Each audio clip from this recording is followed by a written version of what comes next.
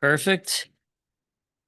Good evening, everybody. It is June 24th, 2025 at 6 p.m. and I'll call the session of West Hampton Regional Municipality Council to order. Clerk Snare, we have all in attendance except for Councillor Remy, who is running a couple minutes late. So we do have quorum. West Hampton Regional Municipality acknowledges that we are in Mi'kma'ki, the ancestral and unceded territory of the Mi'kmaq people, and these lands are governed by the treaties of peace and friendship signed in 1726. We all treated people and have responsibilities to each other and this land. West Hampton Regional Municipality also recognizes that African Nova Scotians are a distinct people whose histories, legacies, and contributions have enriched that part of Mi'kma'ki known as Nova Scotia for over 400 years.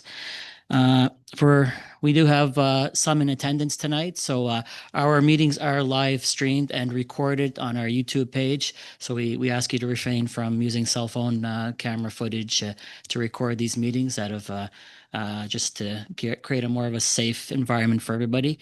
Also, people, everybody at home and in attendance, we do receive comments while the meeting is ongoing. Please remind yourselves that councillors are doing business. So if they're receiving a text message or an email, it makes it hard for them to concentrate on the business at hand. For anybody wishing to speak on any matter tonight, we do ask you to be respectful. Please have your comments specific to the topic that we are discussing, and let's have a great meeting with great feedback to council and help us make a better decision. With that, are there any announcements from council on events, activities? Councillor Morton. Just a reminder, next Tuesday is July 1st in Hansport. Big parade, fun things to do. Bobby, there's a food bus down there. Expect to see you. All right. You always know how to get more people out, right? No, July 1st, Hansport is always a great event. So, Councillor Paul Whedon. Thank you, Mayor. Just also want to acknowledge that Canada Day in Eller's house. We're having a barbecue and they're going to have live music there. That'll be all afternoon on Canada Day. And this Saturday coming is breakfast at the Eller's House Hall, 8 o'clock. Thank you. Always a famous breakfast, a lot in attendance. So go early because it tends to sell out sometimes. Councillor Morton again, or? Nope. No, just like to keep your light on. All right. No other lights. All right, we will move on with the agenda or approval of the agenda, additions and deletions.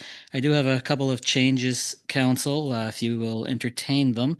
Item 12B, which is Planning Heritage Advisory Committee excerpts, Bent Ridge Geodomes. If you would entertain me and if we can move that up to 7D. And we have item 7C, the Peace and Good Order bylaw public hearing, if we can move that up to 7A. And I am going to remove the item that I had on the agenda, notice of reconsideration. I'll just wait to see what the council does with the Peace and Good Order bylaw rather than to make that notice at this point. So I'll remove that item at this point. Is there anything else from council you wish to add on or change? Councillor Ivey. Thank you, Chair. Just to be clear, you were moving the one on which one became 7A? Was that Peace and Good Order became 7A? Yep, Peace and Good Order, which was 7C. We'll move that to 7A, and then 60 Old Walton would be 7B. Upper Water Street would be 7C. Perfect. And then 7D would be the PAC excerpts. Thank you. That's it for those changes. Just B and D sound the same to me, so I want to be sure. Absolutely. And so the other point is because we're on the agenda piece, I'd submitted a council report that was late. It was very late. It's probably 90% of it is a standard just update on council activity, but I highlighted and pointed out that I had comments in there at the tail end as it related to our June 16th council meeting and my issue with the motions there. So I'm asking if the report is being accepted or if I need to fly without it. Which report again? Sorry. It's the council report that I sent out probably 4:45 this afternoon.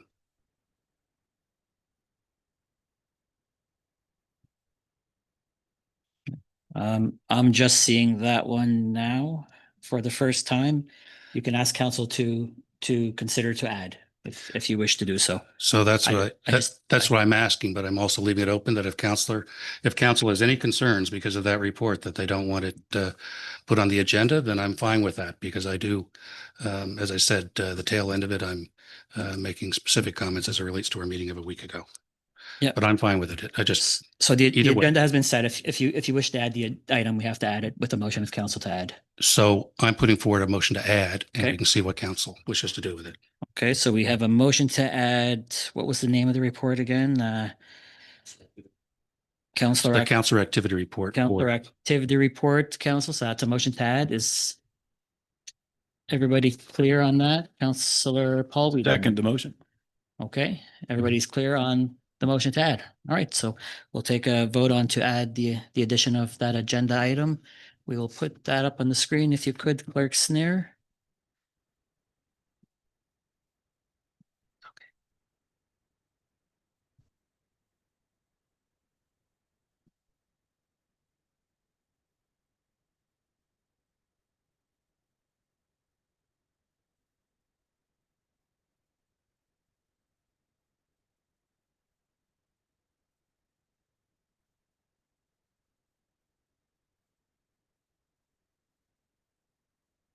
And the motion is approved, so we will add that.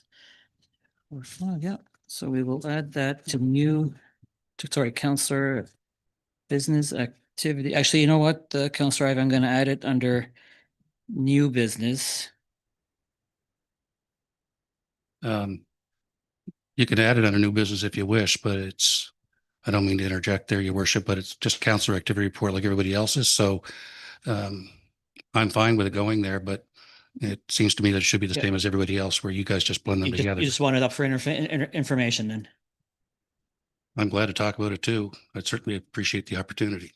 Yeah, so Counselor Activity Reports, we put them on the agenda for information. So Right. if you wish to discuss anything within that specific, because you referenced a previous meeting.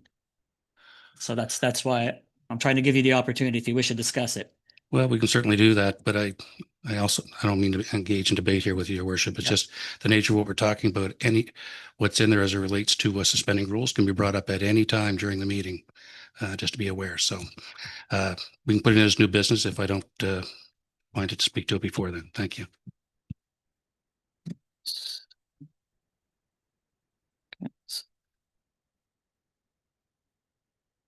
All right. Seeing no more lights on council, the agenda has been approved as amended. Any declarations of conflict of interest this evening? No lights. Perfect. Thank you very much, everybody. We do have the meetings from previous minutes from previous meetings, May 27, 2025 council meeting minutes. We have June 2nd, 2025 special council minutes, June 10th, 2025 special council minutes, and the June 16th, 2025 special council minutes. If there are no changes that anybody wishes to note, we will accept those as presented in your packages. All right.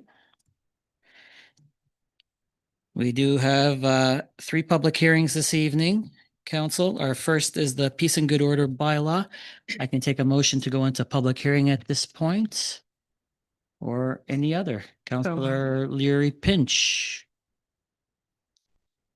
We have a Move the second. motion, sorry. Second it. Councillor Francis, you had your light, sorry, before, or? Yeah, was going to address the good order, the Okay. peace and good order bylaw. I wasn't going to make a motion to go in camera, or to go into public hearing, sorry.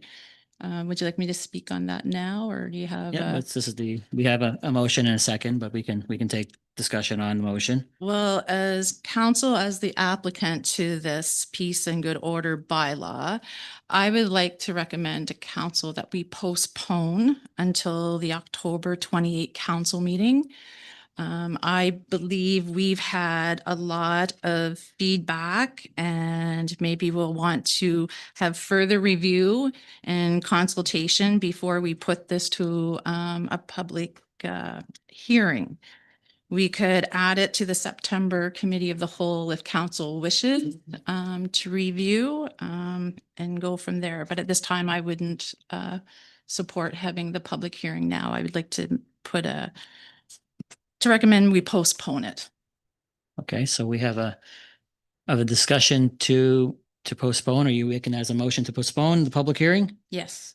All right, so we have a motion to postpone the public hearing. Counselor Bob Morton. Well, there's a motion on the table. Can we do that already? It's, you can do that as well. Yeah. So Counselor Paul Morton, one Morton to the other Morton. Second. We have a seconder from Counselor Paul Morton. So is Counselor Ivy? Well, I'm open to discuss it. I guess look, there's no shying away from the fact that there's been a lot of public input on the peace and good order bylaw. And I wonder if do we want to defer and postpone it out to September? Why such a period of time is what I'd like to understand on that, given that it's coming in for, is there timing restriction as it relates to holding a public hearing and so on versus what may occur, based on discussion today. I'm not happy with without getting into that, but I'm just curious about the time that we're deferring it for. Absolutely. Fair question. Council Deputy Mayor. Through you, Mayor, I can, the reason I picked that was because if we discuss it in July at the Committee of the Whole, it only gives us a couple weeks to, I know it's been updated, but I think to have a discussion and if we need our council solicitor to revisit it, it gives us time. We do not meet in August, so it just gives us more time. So we're not constantly rushing to get this maybe better. And it gives council a time, because I'm just bringing this to them now, time to reflect on that. So I just timing to give staff the time, council the time, and our solicitor, because we don't meet in August. So it could come back in September. And then if we get it through the Committee of the Whole in September, it could go on to September council meeting, but I just don't want to tie us down and make a rush decision again. So you feel council needs to make changes and has a lot more work to do on it too. I think with the So, feedback okay. we've had, yes. All right. Counselor Ivy, you clear on reasoning? So I appreciate that. And I'm just wanting to check because I know that we also have a meeting and committee procedural policy rule that relates to documents that have worked their way through planning and or through committee of whole that have come to council. And I just want to make sure that we're right on that. And so if I could just take a moment to pause and check here, unless somebody else knows it off the top of their head. And I should be all over this, given how much I've been inside that this week. So 12.29, I'll read it out loud, just and you guys can, motion which was considered by committee of the whole or the planning advisory committee. And I'm sorry, these are matters that aren't eligible for reconsideration. So deferral appears to be fine. Yeah, I this is not a apologize. reconsideration. This Yep. is a postponement of a public hearing, which council has done numerous times in the past, I believe. Thank you very much. I Yeah. appreciate it. All right, Counselor Leary Pinch. So I can understand wanting more time to edit and massage and look at the document, but I also have some concerns over the fact that I think the public feedback has been loud and clear that there aren't really any aspects of the document which are favorable to residents within WHRM. And I think that some people have showed up here today and have also sent public correspondence already with regards to the peace and good order bylaw and that it's pertinent at the time. So I'm not sure it's the most effective use of council's time to postpone the public hearing to bring it back again in September. Just my thoughts. Absolutely. Counselor Yanish. Yeah, thank you, Your Worship. I had come to the meeting with the same thought that we'd be best to postpone the public hearing. There's a lot of work that's gone into first the noise bylaw, which didn't get approved, and now this peace and good order bylaw. I think just in the past 2 weeks, thanks to a lot of excellent public feedback, and the rewrite of the bylaw, I think it's taken us we've made great strides forward. However, when I look at it right now, the pared back version, it looks kind of empty. And we're dealing a lot with issues of personal behavior, when I think we need to address some of the issues around activities, not just personal behavior. So I think it'd be a really good idea to postpone the public hearing and let council give this a bit more thought. Thank you very much. Councillor Bob Morton. Yeah, thank you, Worship. Not overly in favor of a postponement, but I don't think it's any secret. I don't support the bylaw in general, but I would vote to postpone if there's going to be more information coming back. But really, I believe some of these folks were here tonight to probably give us their opinion on it. I would love to hear it, but at the end of the day, I don't support it. I can't imagine supporting it as we come back in September, but whatever way council goes is fine. But I would love to hear from the folks that are here to speak on it tonight. Okay, thank you very much. Councillor John Smith. Thank you. Yes. We've been working on this or we've seen versions of this for the past 2 years. So a couple more months won't hurt to take a good look at it. Any further discussion or comments, council? I'll just weigh in quickly at the end myself. I agree with most of the comments. Anybody, I can't read the minds and opinions, but anybody who is here who was wishing to speak on it, I think council has a lot more work to do on it as well. In its current form, it was definitely not something that was embraced by the public to this point. So I think council has a lot more work to go back and do before we do present something to the public for constructive dialogue on something that council can really settle on. So with that, council, we do have a motion to postpone that has been moved and seconded. Clerk Snare, if we can put that motion up on the screen.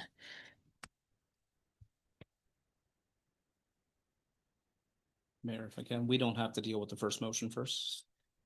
Postpone would all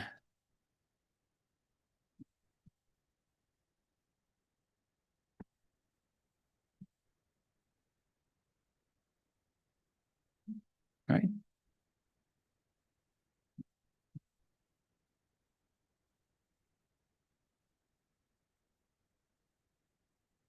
And the motion has passed. So that will be postponed and we'll bring it back when it's ready to bring back. All right, our second public hearing this evening, council, is 60 Old Walton Road Development Agreement. Can I have a motion to go into public hearing? Moved. Moved by Councillor Paul Morton. Is there a seconder? Do I have a seconder? Second it. Seconded by Councillor John Smith. We can put that vote up on the screen, Clerk Snare.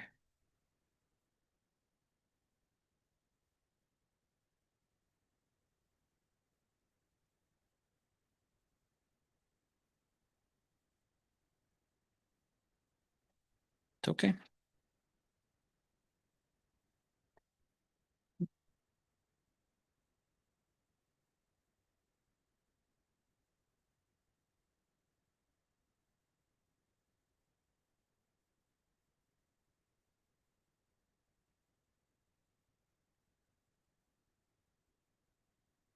Motion is passed. Thank you very much. Public hearings for planning documents or planning matters are required by Part A of the Municipal Government Act.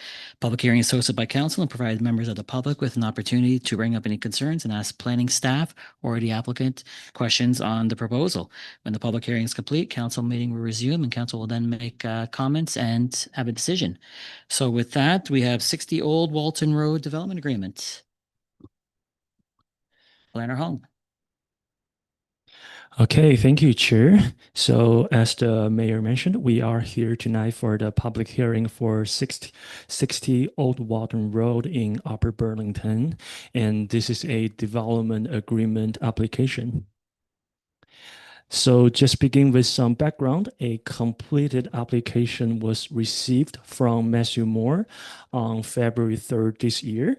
And the application was to consider permitting an automotive repair shop by development agreement. And this is And also photo of the subject lot. The property is currently used as a personal residence with an existing automotive business operating out of the garage. The majority of the properties nearby are single unit residence.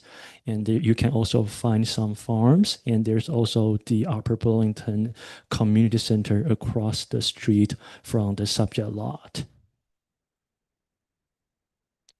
And this image shows the excerpt of the West Hand's generalized future land use map, which indicates the subject lot and the most surrounding properties are designated agriculture. And this is the zoning map of the West Hand's land use bylaw, which again shows the zoning for this subject property is agriculture priority 2, which allowed a variety of agriculture uses as well as residential uses. And here is a picture of the proposed development location on the subject lot. As mentioned, the automotive repair shop will be running out of the garage as shown in this picture.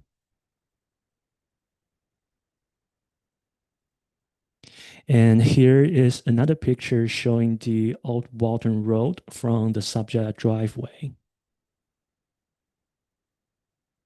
So the enabling policy in the West Hand's municipal planning strategy for this application is 8.9.4, and the criteria of this policy have been considered met since the submitted agrologist report concludes that the subject lot is not well suited for any agricultural purposes, and the proposed development will not compromise the surrounding properties regarding their operation or integrity of agriculture activities. And the proposed development is not one which, by virtue of size or nature, would be more appropriately located in a growth center, village, or hamlet. And finally, the Nova Scotia Department of Public Works confirmed the existing access is acceptable for the proposed development. And the other policy we look at for this application is 8.6.1, which basically sets the requirements for the agrologist report. And this policy has also been considered met since the report states that the subject lot is constrained in terms of the size of land for any agriculture operations. The author of the report is a professional agrologist who performed a site visit. The report includes a site plan showing the study area, and finally, the report identifies site features and the reasons as to why the subject lot would not be suitable for agricultural production. And here is a site plan provided by the agrologist, which again shows there are 2 access points onto the Old Walton Road from the subject lot. And the owner of the property also live on the property. And the garage is approximately 70 feet from the right lot line and 200 feet from the rear lot line. And the final policy applied is 16.3.1, which outlines general criteria for any development agreement application. In summary, this proposal is not considered premature or inappropriate for the area, and no municipal costs related to the proposal are anticipated, and development officer, manager of building and fire inspection services, district manager of the Nova Scotia Department of Public Works have no concerns which have not been addressed in the staff report.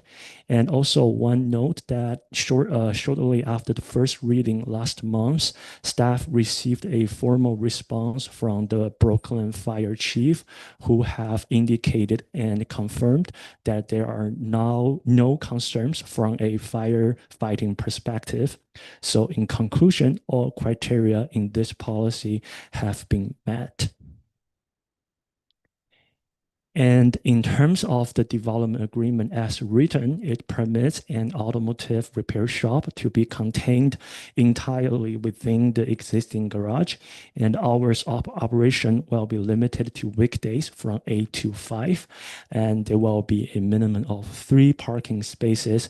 Also, refuse containers and outdoor parking spaces are required to be screened from the abutting properties, and the property owner is also responsible for the safe storage and disposal of waste products. So my final slide is just the process to date. So the notice of public hearing was placed in the Valley Journal paper, and we also notified properties within 500 feet radius of the subject lot. Staff did receive 1 email correspondence from the public who was in support of this planning application, and also my apology that I forgot to attach that email in my staff report. And again, so tonight we are at council for public hearing and second reading, where council will make their final decision. At this point, all statutory requirements have now been met, and if the application was approved, the notice of approval will be placed in paper again, and that would outline the 14-day appeal period to the Nova Scotia Regulatory and Reviews Board. So that concludes my presentation. I will hand it over to you, Chair. Thank you. Thank you, Planner Hung. Does the applicant wish to present tonight or speak? No, you're good. Anybody in attendance wishes to speak on the matter?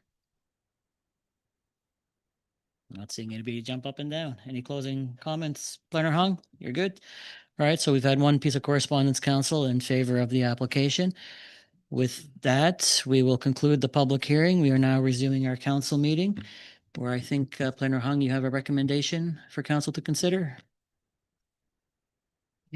There is a recommendation up on the screen, council. Deputy Mayor.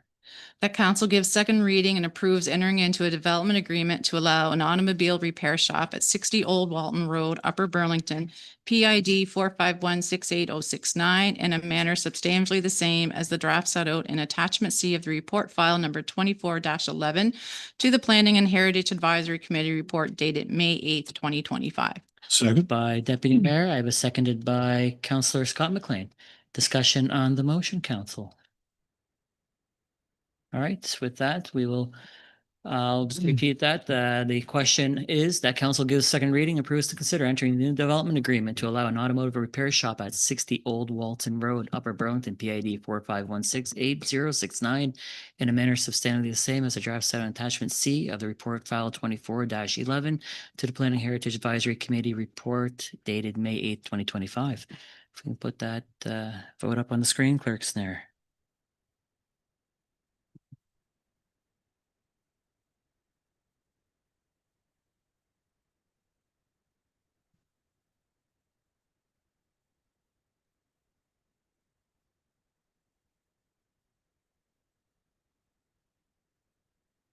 Councillor Remy.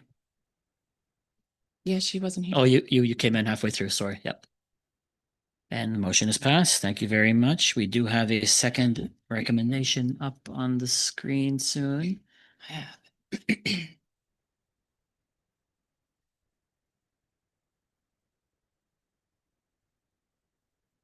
Deputy Mayor. The council requires that the development agreement with Matthew Moore be signed within 120 days from the date of final approval by council or the date that any appeals have been disposed of. Otherwise, this approval will be void and obligations arising hereunder shall be at an end. By Deputy Mayor, seconded by Councillor Scott McLean. Further discussion, council. Councillor Scott McLean? No, I'm good. No, light, okay. Seeing nothing, the question that we're about to vote on is that council requires a development agreement with Matthew Moore to be signed within 120 days from the date of final approval by council or the date that any appeals have been disposed of. Otherwise, this approval will be void and obligation arising hereunder shall be at an end. We can put that vote up on the screen, Clerk Snare.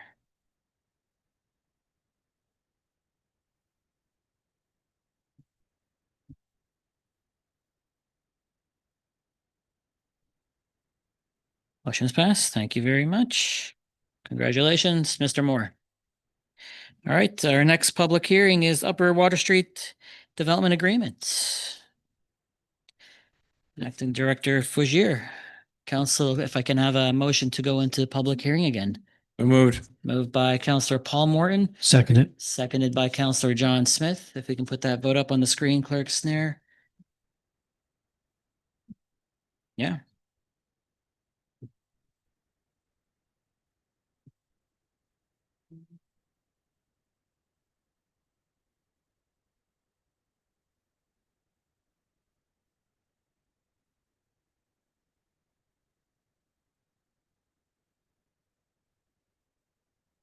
Councillor Ivy. Motion to go into public hearing.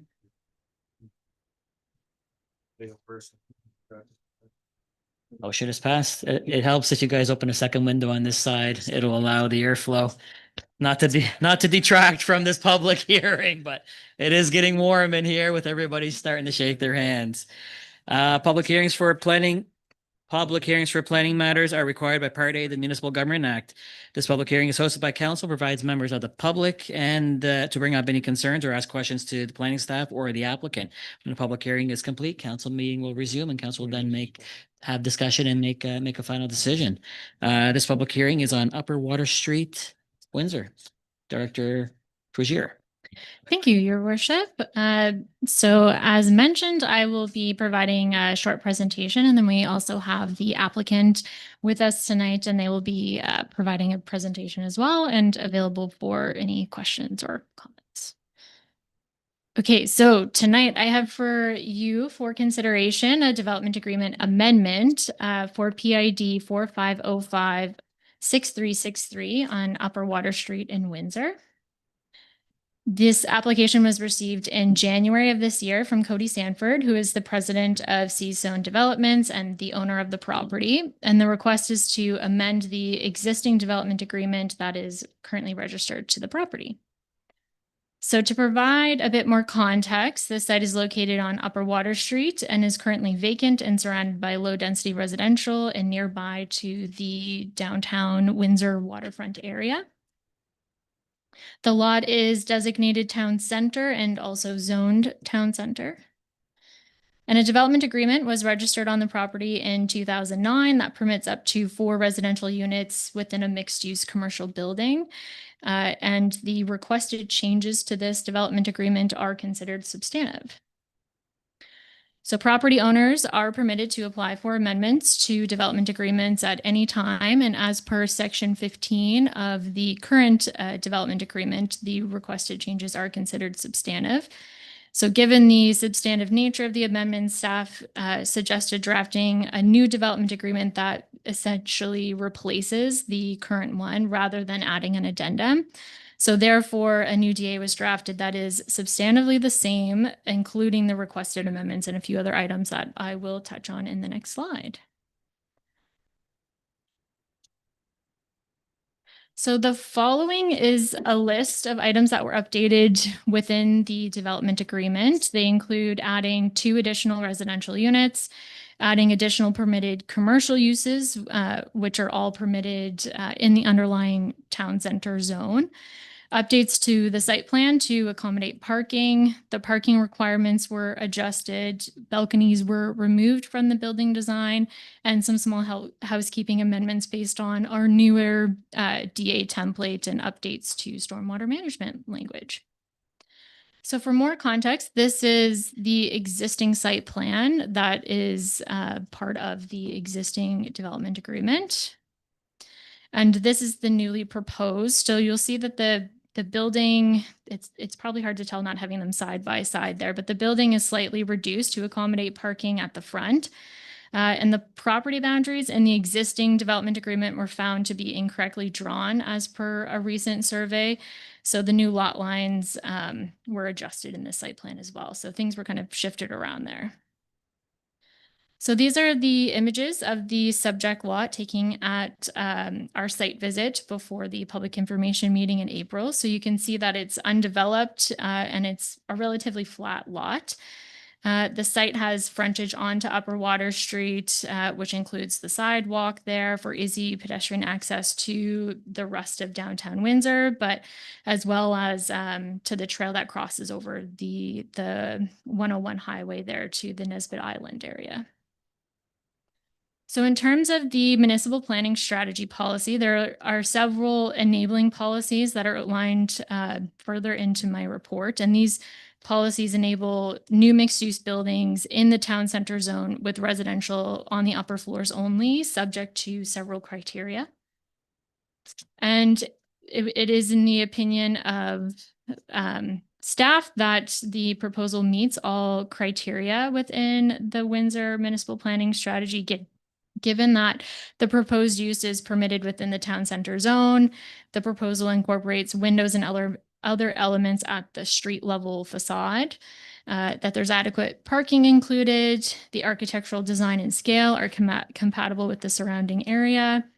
The proposal consists of commercial uses at the street level. It's not considered premature for the area, and our subject matter experts have no concerns which have not been already addressed.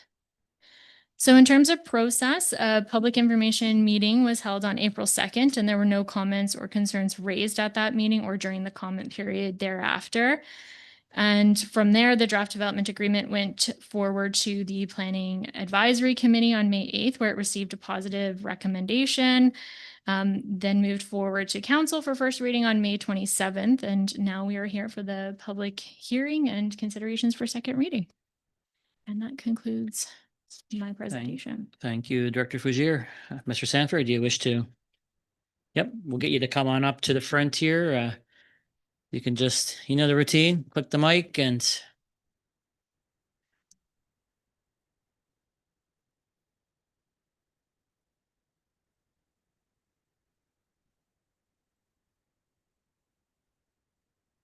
Me either. right, the clerk's narrow. She's our saving grace when it comes to the technology, so. Councilor Morton, you have your light on? Oh, not worried, okay, just. Just remind about July 1st in Hansford again. Wearing red already for the occasion.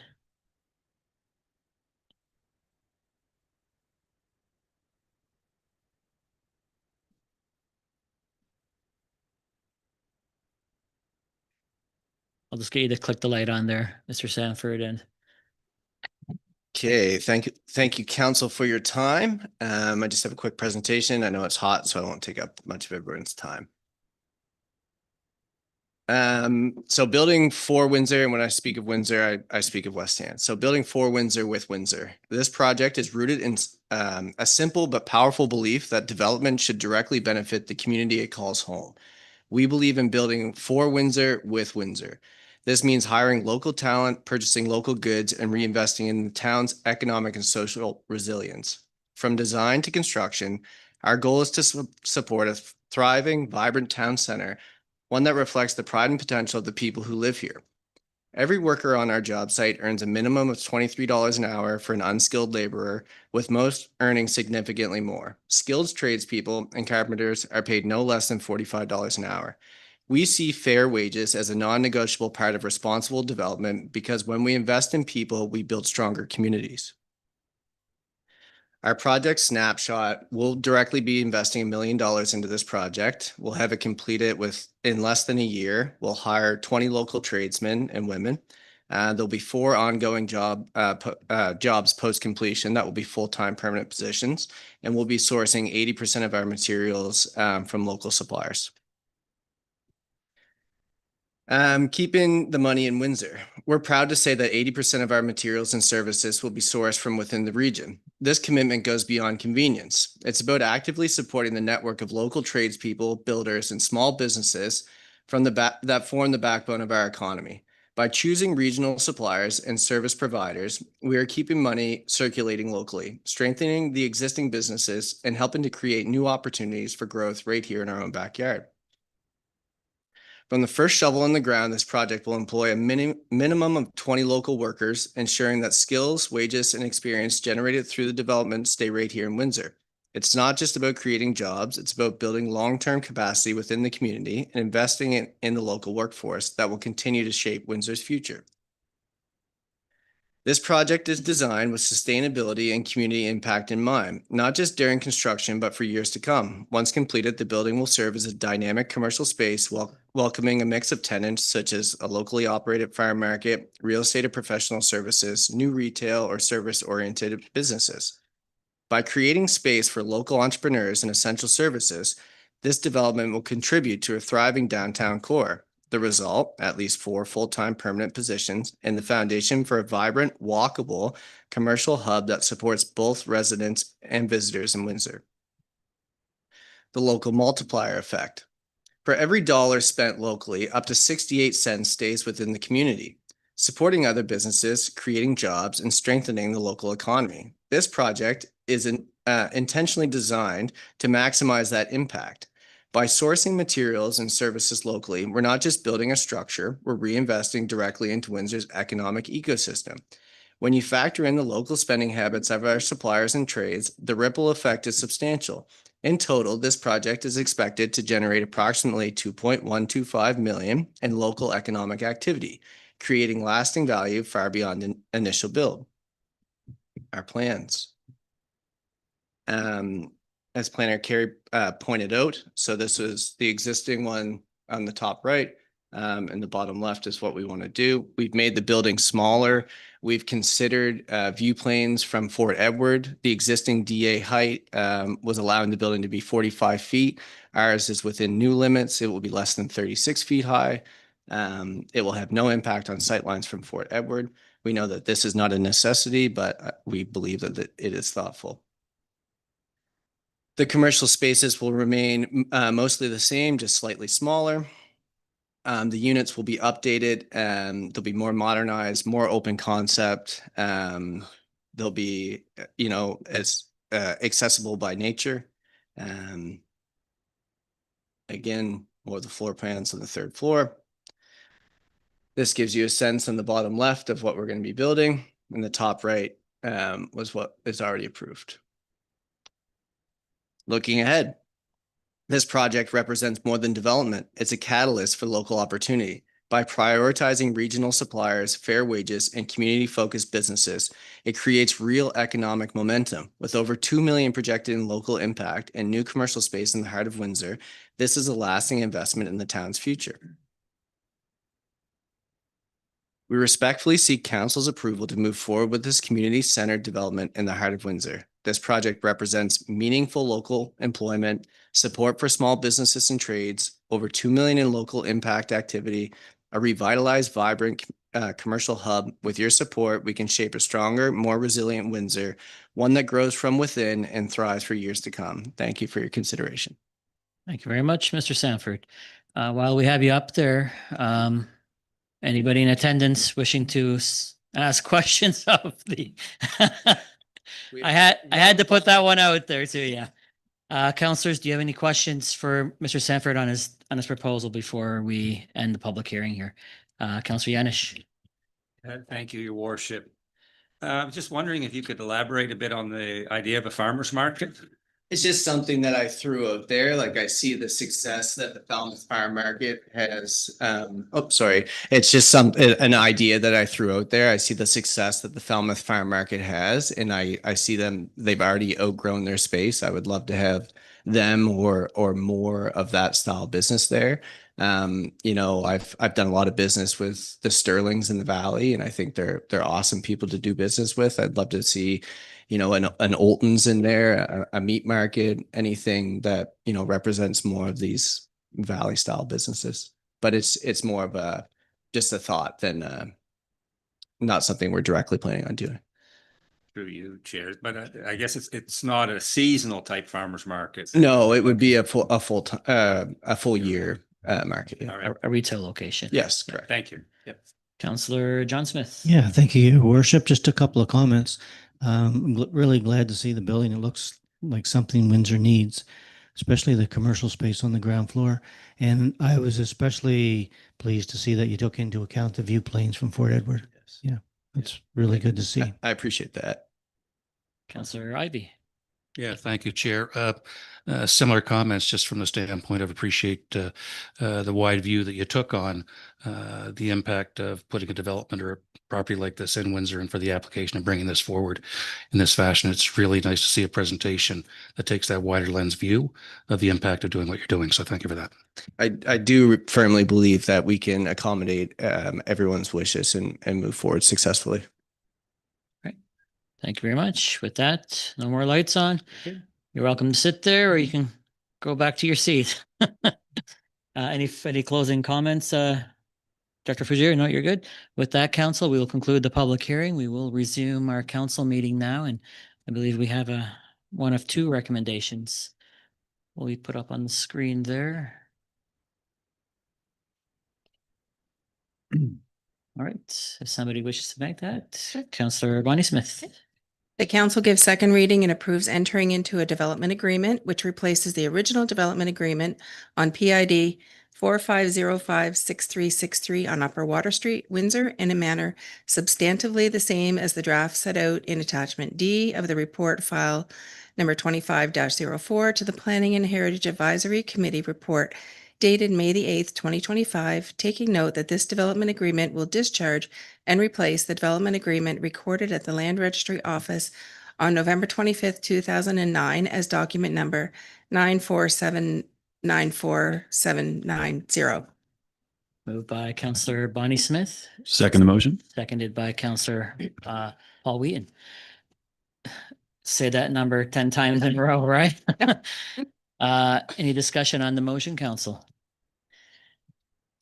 Seeing no lights.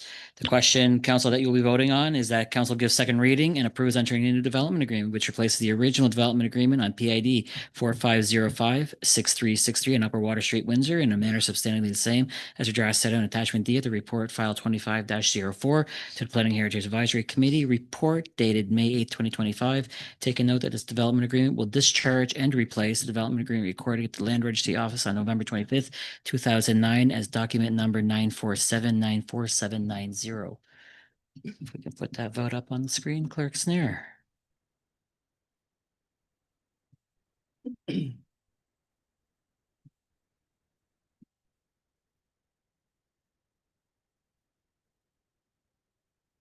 Motion is passed. Thank you very much, everybody. We do have a second recommendation to be put up there. There we go. Councillor Bonnie Smith.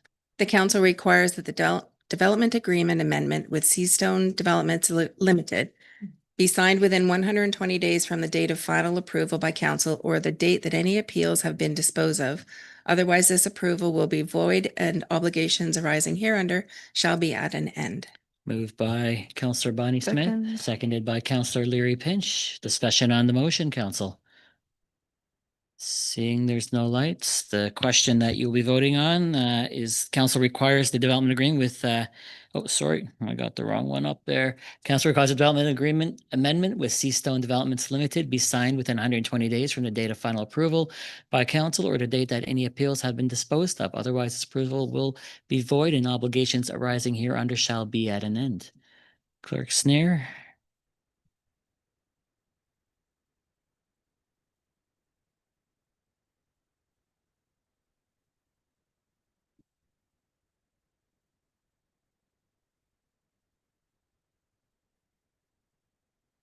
Motion is passed. Thank you very much, everybody. Congratulations, Mr. Sanford. All right, so our next item up for discussion of council is PAC excerpts regarding a PAC recommendation on Bent Ridge geodomes.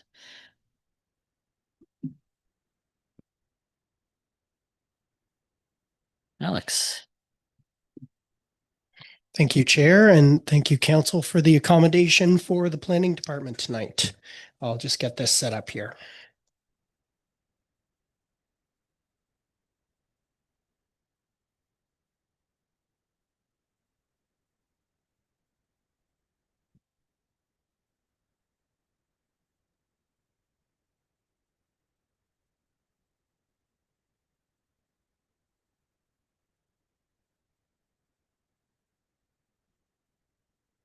Okay, so let's jump right into it. Tonight we have a development agreement application on Highway 14 in Windsor Forks. This application was received from Ted Mitsella on February 4th, 2025. And the request was for a development agreement to allow 4 geodomes on the subject lot. The geodomes are intended to be part of an agritourism glamping experience. So here you can see the development proposal site plan.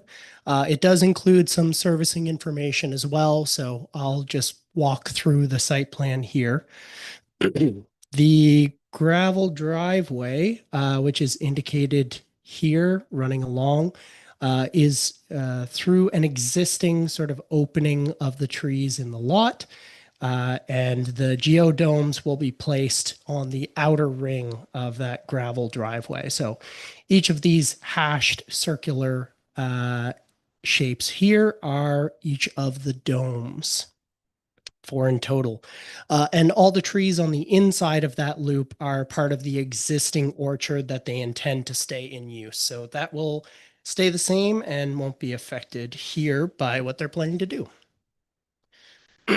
So just some information about the lot itself. It's 12 acres in total, currently used as an apple orchard, as I stated previously. The access is from an existing driveway through 2 different PIDs. So if you can see here and follow this line right along, you'll see this is the driveway that connects into Highway 14 and gives access into our subject property here. So the subject property abuts a winery, agricultural uses, and some lower density residential uses nearer to the highway. So at the bottom of the photo here. For our generalized future land use map, the designation here and for all surrounding properties is agriculture. Next on to the zoning, much the same. The zoning for this property as well as all surrounding properties is agriculture priority 2. There is 1 rural commercial, but it's barely made it on the map there. Now, for the site visit, I've got 2 photos to display for this proposal.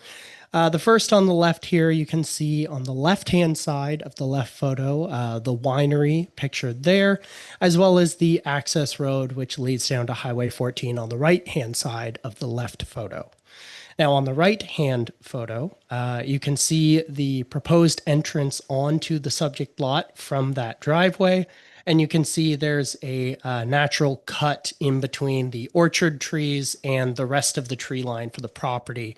So that sort of natural cutout of any trees is where they're intending to put all of the geodomes and that gravel driveway. So we'll get into the policy here. The first of our enabling policies is policy 8.9.4. This enables council to consider new non-resource rural commercial uses in the AR2 zone by development agreement. And in summary, the criteria here are met since the ecologist report concludes that the proposed use is not located on an area of the subject lot in agricultural production. The proposed use will not compromise the agricultural character of the area or the operation of existing agricultural uses.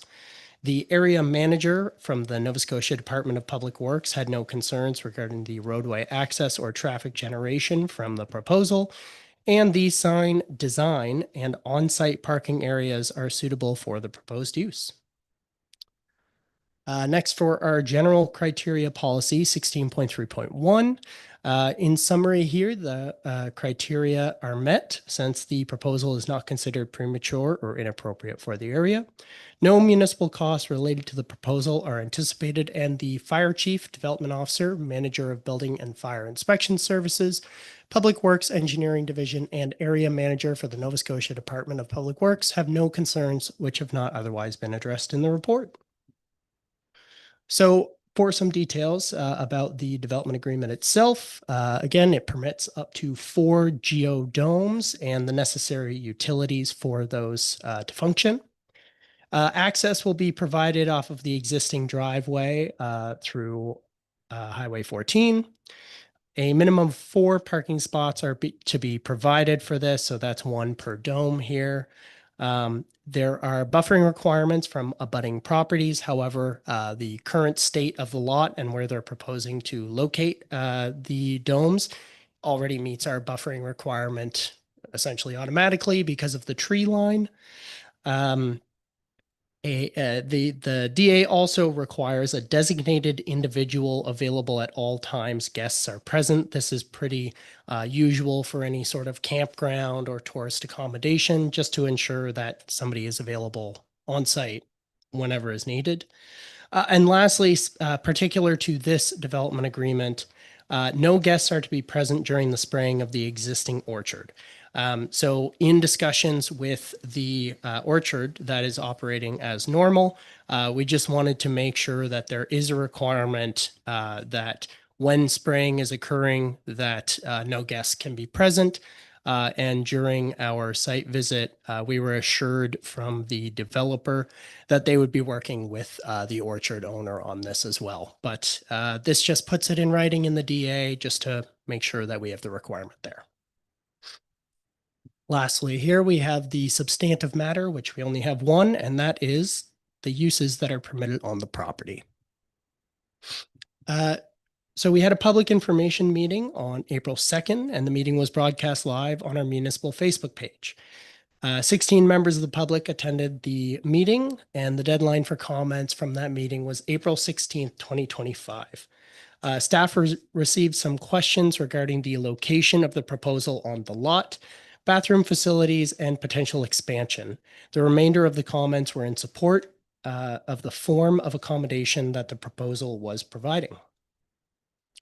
So for our process till now, we again had the public information meeting on April 2nd. Staff then did in-depth review and brought a review and recommendation report to the Planning and Heritage Advisory Committee on June 12th. Tonight, we're here at Council's first reading, and we'll move on to the public hearing and second reading in July. If approved there, a notice of approval would be placed in the paper with a 14-day appeal period to follow. So that brings us to the end of my presentation, and I'll pass it back to the chair. Thank you very much, Planner Dunphy. Are there questions, Council to Planner Dunphy at this point before we get to our recommendation? Councillor Yanish. Yes, thank you, Your Worship. To Planner Dunphy, is it possible to see a map that would describe the zoning of the properties, surrounding properties in that area? Yep, I can pull that up through you, Chair. Sorry. Couple slides back in. There we go. This is the zoning of the property and all the surrounding property. So everything here is included within the agricultural priority 2 zone. The only one that is not is you can see a yellow triangle labeled RC down at the bottom. Okay, so through you, Your Worship, follow up then. There was a comment earlier that the land, it's agricultural land, but the agrologist said that the land is currently not being used for agriculture. So he was implying that everything was okay. But in previous discussions about agrologist report and agricultural land, whether or not the land was being used for agriculture at this moment had absolutely no bearing on the deliberations and on the discussion. So it seems to me that there's something a little bit different about this approval process than about other ones that we've dealt with in the last couple of years. Thank you. Through you, Chair, I'll just refer back to some of the information I got from the agrologist. The counselor here is correct. So this one is a little bit of a special case because the use is intending to work in tandem with the agricultural use on the property. So the exact words that we got back from the well, I won't say exact words. To paraphrase what the agrologist had returned back to us about this site, the particular area that they're looking at citing the proposal, so along that cut through area here, so on the right hand image, sort of in between the tree line and the orchard tree line. They're essentially labeling that area, which forms a loop around the property, as not being part of the agricultural production. So that's where their recommendation in favor is coming from, if I'm interpreting the report correctly. So I think what they're agreeing with is that there is not current or intent for that area to be an agricultural use. And they were in favor of the proposal due to the proposal occurring within that area. So it is a little different than the normal responses we have gotten in the past. Yeah, through you, your worship, I would suggest that that's not the role of the agrologist to make decisions or make recommendations in that manner. This is strays, you know, it's not that I have that much against the proposal, but the agrologist comments don't fit with, I don't think they fit within the terms of reference that the agrologist should be following. That's my problem. It's still got an piece of agricultural land that's zoned agricultural. And just because it's not, the owner thinks part of it,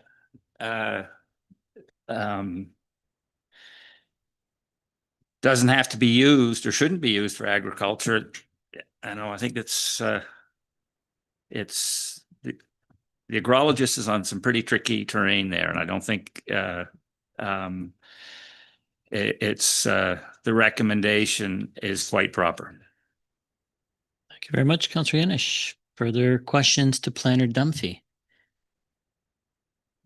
Councillor Ivey. I'm sorry, because I just got the file pre-triggered here. What was the what was the ranking of this land as agriculture? What was the grade that AR2. and AR2 is the best we have? AR1 would be. But I don't think there's any AR1 in Nova Scotia. Am I correct on that? So it's the best we have in Nova Scotia. Planner Dunphy. Through you, Chair, just to clarify here, there is a difference between the CLI classification, which is sort of determined. Oh, I'm stepping out of my professional area here. Determined based on the quality of the ground and how fertile the ground is and how good it would be at having crops, versus our zoning, which is heavily based off of that, but those are two separate things. So we do have a prime agriculture zone, which would essentially be the AR1, and then AR2 is what this one is. And I think, I can't remember the exact classes that the AR1 and 2 are based off, but there is a distinction between the CLI classes and our zoning. Thank you, Chair. So I certainly appreciate that, and I'm sorry if I've been distracted here this evening. But I do appreciate the question being asked because we deal with this a lot. In fact, we've dealt with it enough that we have said that we really need to get inside what goes on with the agricultural land within West Hants in better detail, I think, than what we have in front of us. And I'm certainly not an expert except to know that our land in that regard needs to be protected. I really like this proposal too. Just questions to Planner Dunphy at this time, and then we'll get into the debate and discussion on it. Sorry. No, thank you. I slipped there. We don't want to put staff under any. No, so it may be a question for staff after, but just to know, given where we're at within public hearing and having the planner here, is what are the options here to get better understanding of what's going on with this agriculture or agrologist report? I'm sorry, because it sounds like there's a distinct difference here based on the questions from my more informed counsel, if I could say that, across the way. How do we get better clarity on that agrologist report, or is it even reasonable to ask? So Planner Dunphy, I guess it's best to speak to the actual policy that requires the agrologist report. Yep. So I guess through you, Chair, just responding to the question from the councillor here. I mean, one option is we can have, staff can reach out to the agrologists and ask those questions and get some better clarity around their report and the applicability to our specific policy. So we can have that done either by postponing this first reading and bringing it back for first reading, or we can bring it to public hearing. I guess it's up to council where they would like to go with that. Any further questions to Planner Dunphy? Councillor Yanish. Thank you, Your Worship. I think the matter is significant enough that I'd like to see that we engage with the agrologists one more time before, so we postpone the first reading before, and I think that's the best way forward. We'll just get the questions from Planner Dunphy at this point. If anybody has any further questions to Planner Dunphy. Deputy Mayor. Through you, Alex, I don't know if you can answer this. So on the photo on the right-hand side, going up, it would be like, I see the tractor marks. So that's where they're putting the domes. So I can just see a little bit of the tree line on that side. Is that apple orchard as well? Is it going up between, is this a row in between two lines of apple trees? Through you, Chair, the trees that you can just see on the right-hand side of the right image are not part of the apple orchard. So it's only the trees on the left-hand side that would be part of that apple orchard. Okay, thank you. Further questions to Planner Dunphy, Council? Seeing nothing. All right, we did have a recommendation in that report. If you want to put that up now, and then we can see where council wishes to go with this file. All right, I'm open to the direction of council.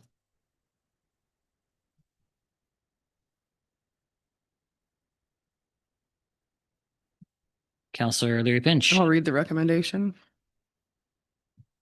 That council gives first reading and will hold a public hearing to consider entering into a development agreement to allow the construction of 4 geodesic domes on the subject property as part of an agritourism business at PID 453-82934 on Highway 14 in Windsor Forks, which is substantively the same as the draft set out in Attachment B of the report file number 25-05 to the Planning and Heritage Advisory Committee dated June 12th, 2025. Second. We have a motion made by Councillor Leary Pinch and seconded by Deputy Mayor. Discussion on the motion. Councillor Ivey. So at this point, based on what we've sort of slipped into by way of debate, if I could say that when asking questions of Councillor Planner Dunphy, at this point, do we have the ability to request that information be brought back for second reading / public hearing, or what's the ability to do that, to get that information before we land in public hearing? Can we do that to remove that question? Council wishes to postpone or wishes to, I forget the correct terminology, delay the motion, or ask staff to bring back more information on the agrologist report. Council can make that motion as well and test it with council, see if that's the way council wishes to go. If I can ask a follow-up question, does that require that we defer this first reading to be able to do that? Or are we able to do the two in parallel without, and all I'm saying is if the agrologist report comes back and it's satisfactory and everyone's happy with what it says, then we could be sitting on the doorstep of the public hearing with that information and know how to proceed. If we have information that comes back, so it's going to stop it either way, whether it stops here, whether it stops at public hearing, I guess is really somewhat inconsequential. I'm just looking to see if are we able to get that information brought to us and still keep proceeding forward at the same time? If council wishes, or if any councillor wishes to make that amendment to the motion to have that information brought back for the public hearing as well, that's a way to keep the file going with having the information and for consideration at that point as well. So at the whim of council. We do have a motion on the screen that has been made and seconded. Councillor Yanish. Thank you, Chair. I would move to amend the motion to include the agrologist to include presentation of the agrologist report and how it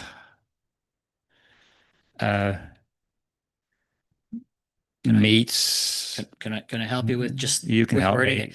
by all means. So the motion as stated with the addition of with supplementary information to come back per comments from council at the June 24th, 2025 council meeting to address concerns. It's all on record. Yeah. Thank you. That's clear enough, Planner Dumpty, for you? Yes, Chair. All right, so we have a motion to amend, I'll second it. seconded by Councillor Ivy. Everybody's clear on the motion to amend? All right. So without having to read it and reiterate, so we're all good? All right, so we will put that vote up on the screen to amend the motion.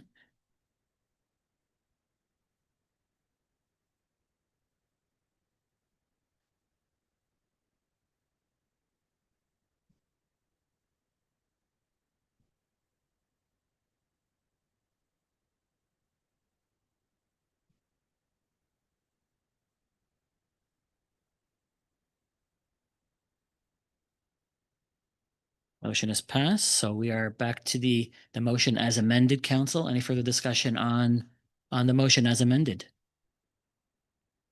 Councillor Yanish? Oh, sorry. No, okay. All right, if we can put that vote up on the screen, Clerk Snare.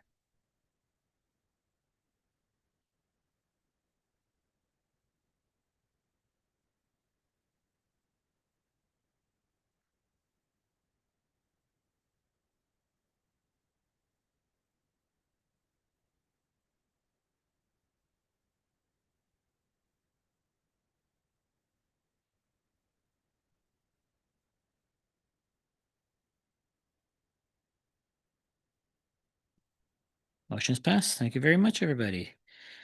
All right, next on the agenda, unfinished business, postponed motions. We have none. My report was submitted in the package. If there's questions on that, we can take it now. If not, we'll move on to the next item. All right, we'll move on.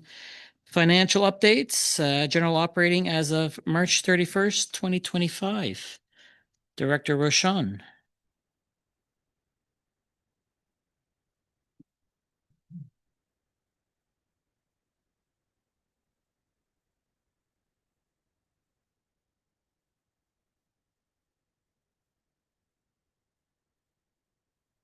Thank you, Rochette. Again, the reports have been circulated within your package. One of the reports was circulated late, but I can review that in more detail for council. So the first report we're going to review today is the 12th month ending March 31st. I did put a little asterisk next to this one because we're still closing that fiscal year. So there could be some adjustments as we're going through. Not a lot has changed. However, we have had a change of about 56,000 and as an increase in our anticipated surplus. From the February 28th, 2025 report. And our revenue has increased by 1.9% from our February 29 report. That is majorly due to deed transfer tax. So they were quite significantly delayed due to Canada Post getting things out. And we ended up having 4 payments in March. So we were able to bump that up previously from what we had originally reported. And then on the expense side, we're seeing the closing out of our snow plowing season. So we do have some increased costs in transportation as we've been monitoring and communicating in previous reports, as well as, of course, higher environmental health services. And that's just due to increases in the operating costs, which we've communicated even during budget time, as well as depreciation costs and cost allocations. The other items that, of course, came in a little higher that we also communicated during the last report, as well as in our budget time, is our return on investment as well as interest revenue. So those have both come back a little higher, as well as our recreation revenue. And in addition, this is our quarterly. So with that, we also included the March 31st, 2025 fundraising goals. And we have had 16,400 in sponsorships, as well as advertising of 24,725 up to the end of March 31st, 2025. Is there any questions on the operating report before I move on? Thank you very much, Director Rashawn. Questions, council to director on operating. Councillor Ivy. Yeah, thank you, Chair. Just a reminder, perhaps, or the point on transportation relating to J-class roads. And I think when we talked about that looking back at the history, that we hadn't actually, have we actually done J-class roads in Yeah. the last year that consumed, and we did this past? Yeah, this is for Eder Road. Oh, is it? Yeah, this would be the invoice that we received for Eder Road. And it came in at more than what we expected it to be? No, actually, it came in under what we had budgeted.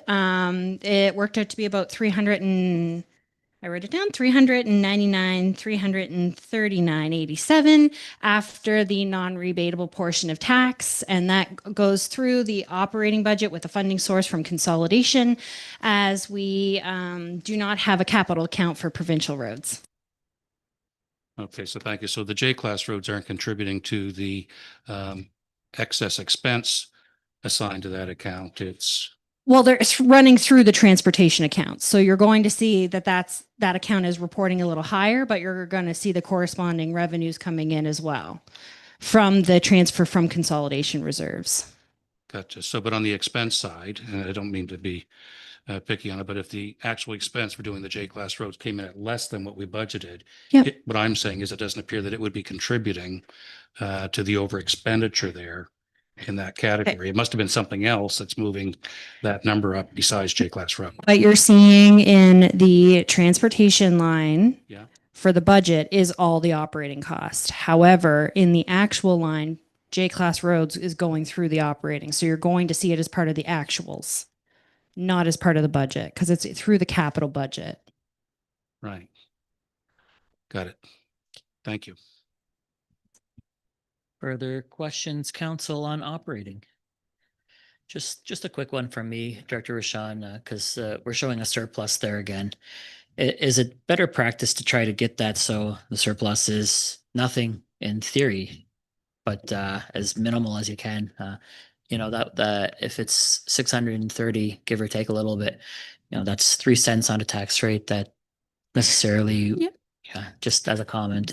So without getting too far into budget deliberations, we did discuss this at budget deliberations time. So we made some allowances with some of our revenue sources that usually or typically come in high. We consider them variable revenues because they are unpredictable based on the market. So transfer tax, interest on our return on investments, and the host community fees. Because again, those are unpredictable revenue sources. So we increased our amounts coming from those sources this year in hopes to, again, balance that a little bit more. It also gives us a little less capacity throughout the year, but that's kind of what we had deliberated during the previous year. Now, again, as I put a little asterisk, these numbers can change. I think in my projection for the ending surplus will probably, in the reserve budget, I was around about 400, knowing that there's still some transfers to reserves that have to happen that haven't been calculated yet for sewer and depreciation. The transfer is one of those things that, you know, it's good to get more interest on your money in the bank, but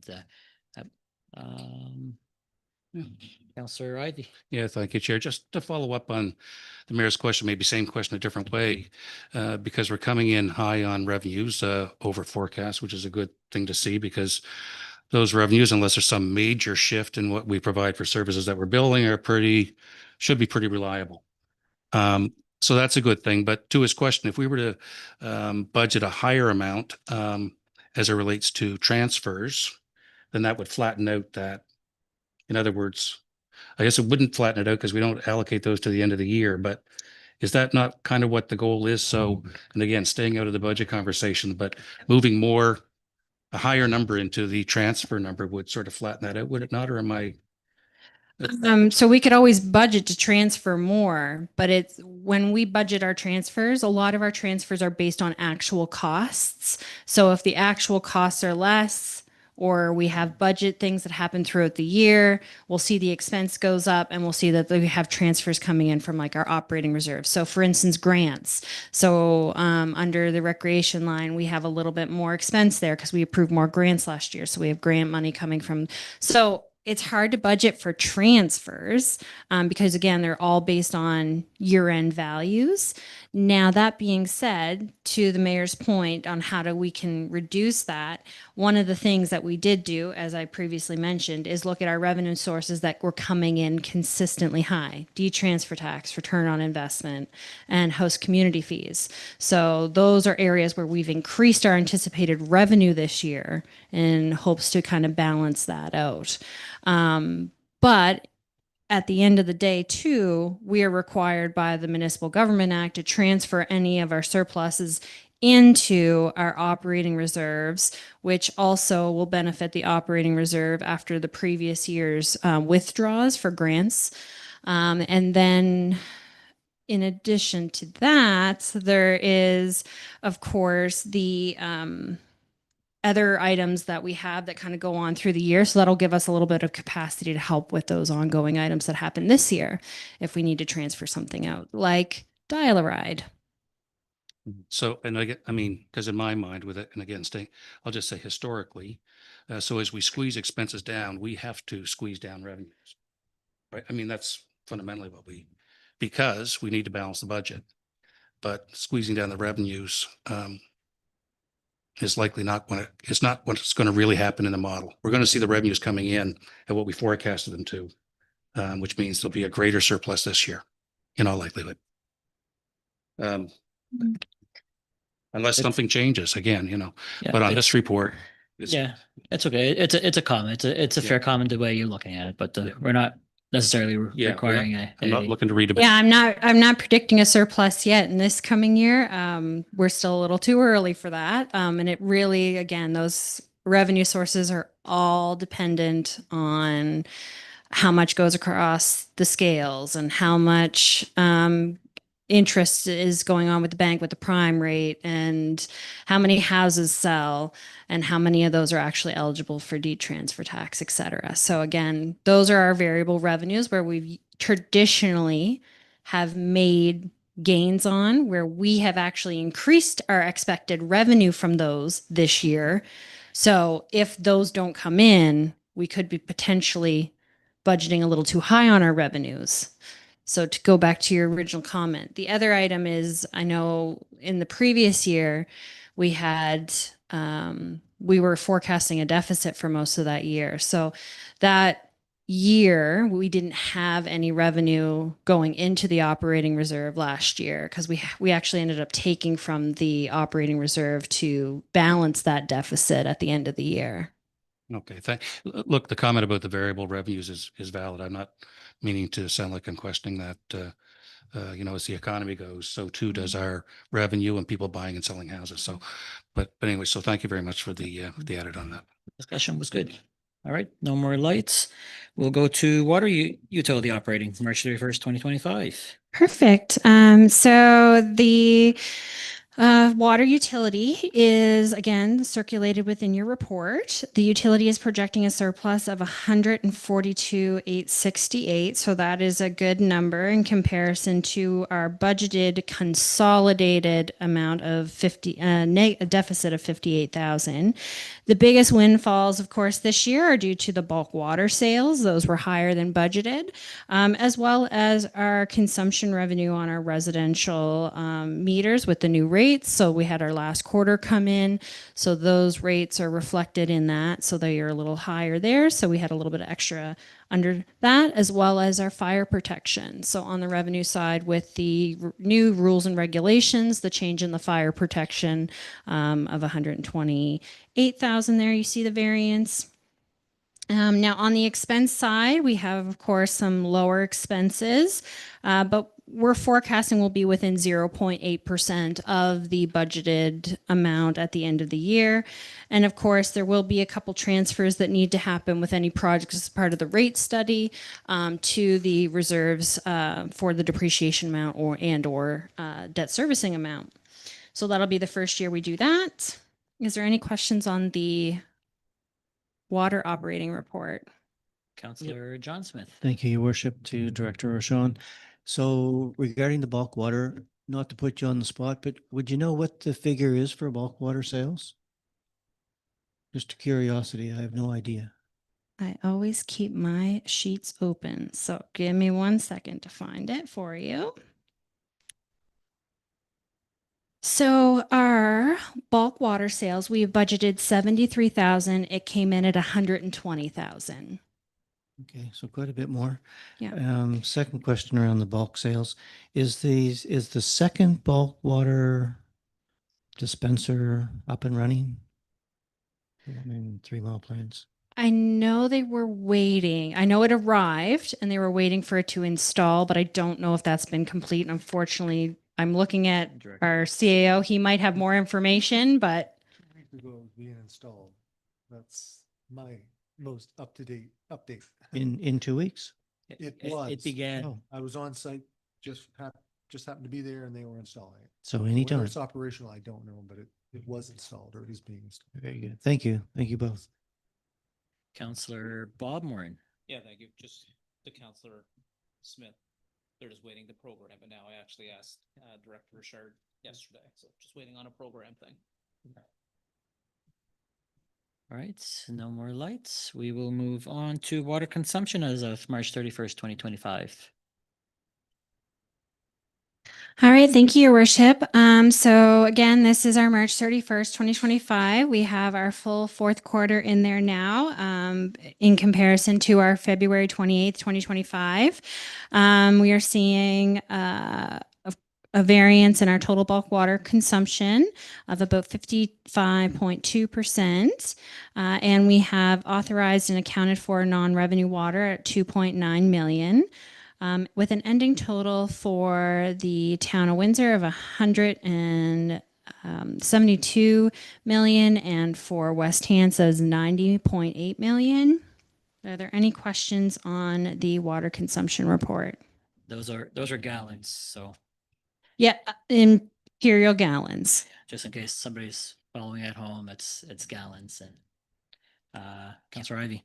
Yeah, thank you, Chair. I guess just the one question that I know that we had an issue with a battery, I think back in the first quarter of this fiscal as it relates to this or thereabouts, but we're still net at the end of the year. We're showing down that we're at 81 million gallons compared to the previous year at 114. So were we unable to account for that water or to estimate it into this system as part of what we have for rules? And I'm down at the bottom half of the page, looking at the total for the previous year at 114 million, and this year coming in at 81.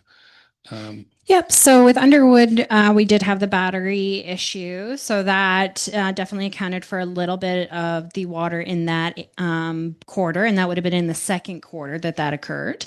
But overall, when we look at the combined, so I went back and I looked at previous, even more previous, we're around 70,000 combined for the two that service, 70 million before for the service area of 3 Mile Plains. And I look at kind of where we were at in the previous year, remembering that we had 4 quarters worth of billing in the previous year for Underwood. So just a reminder that there's 1 quarter we should take away from that because there's an extra quarter in that because we billed 4 quarters in the third period. So with that, if we were to take it away, let's just use the average because I don't have that previous report up here. If we take the average away, we're looking at about 39 and 44. So we're a little bit higher on our 3 Mile Plains and we're looking under the average. We're about 9 million lower on our Underwood. And that can be accounted for and partially to the battery issue. And then the other item that I've kind of flagged at this point is just the Dill Road meter. Now that meter that meter over the last 5 years fluctuates usually quite a bit from year to year. So I've just asked again for Public Works to look into that one. Thank you. I appreciate, we've got stuff going on with this. Man, there's some complexity to it. But even between 3 Mile Plains and Underwood, those systems are set that if the water draws from one side compared to the other, there's a problem on one side, then the water should still be routing through the same system. So when I look at it and I see like 96 million is what the total was for Underwood and 3 Mile Plains, and now we're down at 69, that's where I kind of look at it and go, we're missing water there somehow or some way in the system that's not lining up with the way that it was operating. That's the good thing about having these reports, is to be able to track that. That lets us figure out that something's going on, which is the reason to keep on seeing them. But if the battery got fixed, if that took care of whatever that problem was, then are we still short on water? But I'm good for now. I just know that this is an ongoing issue for us to keep our eyes on. Further questions, council, on consumption? All right. Thank you very much, Director Rashawn. Thank you. We're at 12A, Committee of the Whole excerpts from the 10th of June, 2025. 2025 grants and contributions. Deputy Mayor.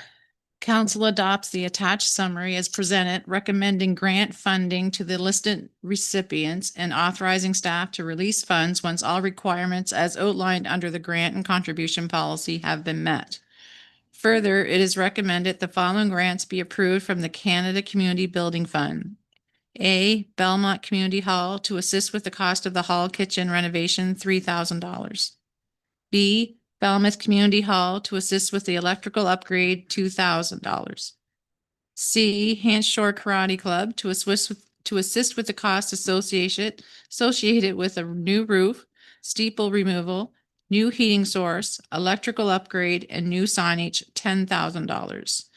D, Mermaid Theatre of Nova Scotia to assist with capital upgrades to the 400-seat theater and rehearsal space, $16,000.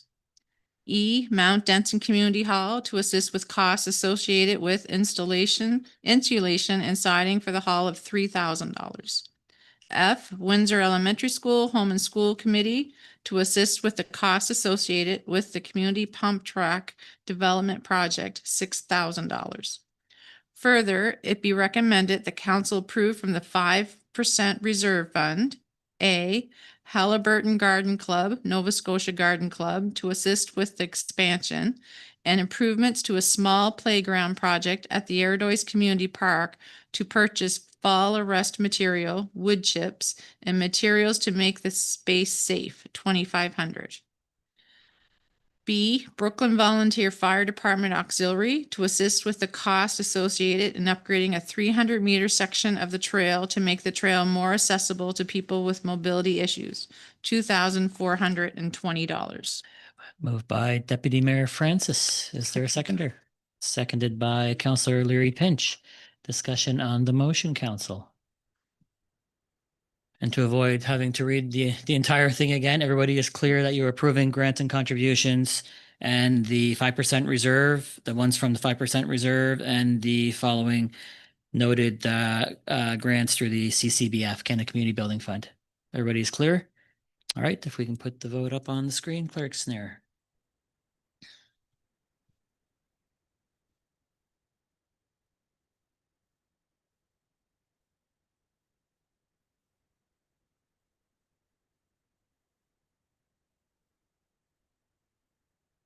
Motion is passed. Thank you very much, everybody.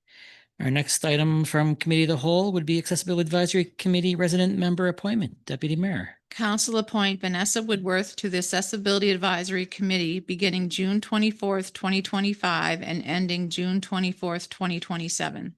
Moved by Deputy Mayor. Seconded by Councillor Leary Pinch. Discussion, council. Everybody's ready to vote on the question. Council appointed Vanessa Woodworth to the Accessibility Advisory Committee beginning June 24th, 2025 and ending June 24th, 2027. I'm one step ahead. Clerk's there. If we can put that vote up on the screen.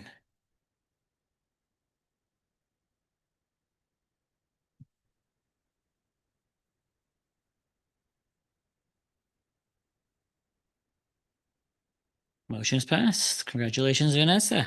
Next up, mineral resource extraction. Deputy Mayor.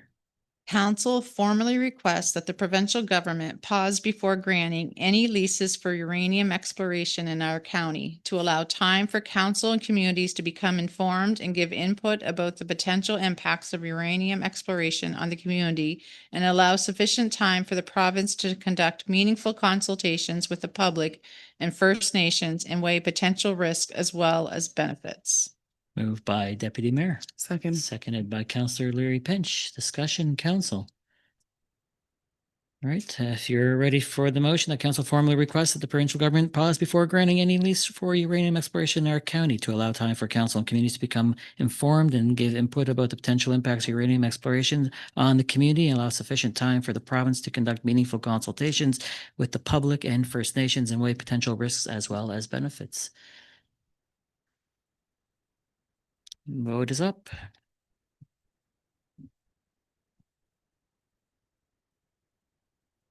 Motion is passed. Thank you very much. Deputy Mayor. Council affirms the importance of safe drinking water for all county residents, both those living in centralized areas serviced by our municipal water systems and those living outside those areas who rely on wells. Council states our intention to investigate how the county might improve the protection of water supplies of residents relying on wells and our municipal water supply. As we undertake this process, we formally request that the province pause before granting any uranium exploration licenses. Moved by Deputy Mayor, seconded by Councillor Leary Pinch. Discussion, council. No lights. If you're ready for the question, the council affirms the importance of safe drinking water for all county residents, both those living in centralized areas serviced by our municipal water systems and those living outside those areas who rely on wells. Council states our intention to investigate how the county might improve protection of water supplies of residents relying on wells and our municipal water supply. As we undertake this process, we formally request that the province pause before granting any uranium exploration licenses. And the vote is open, council.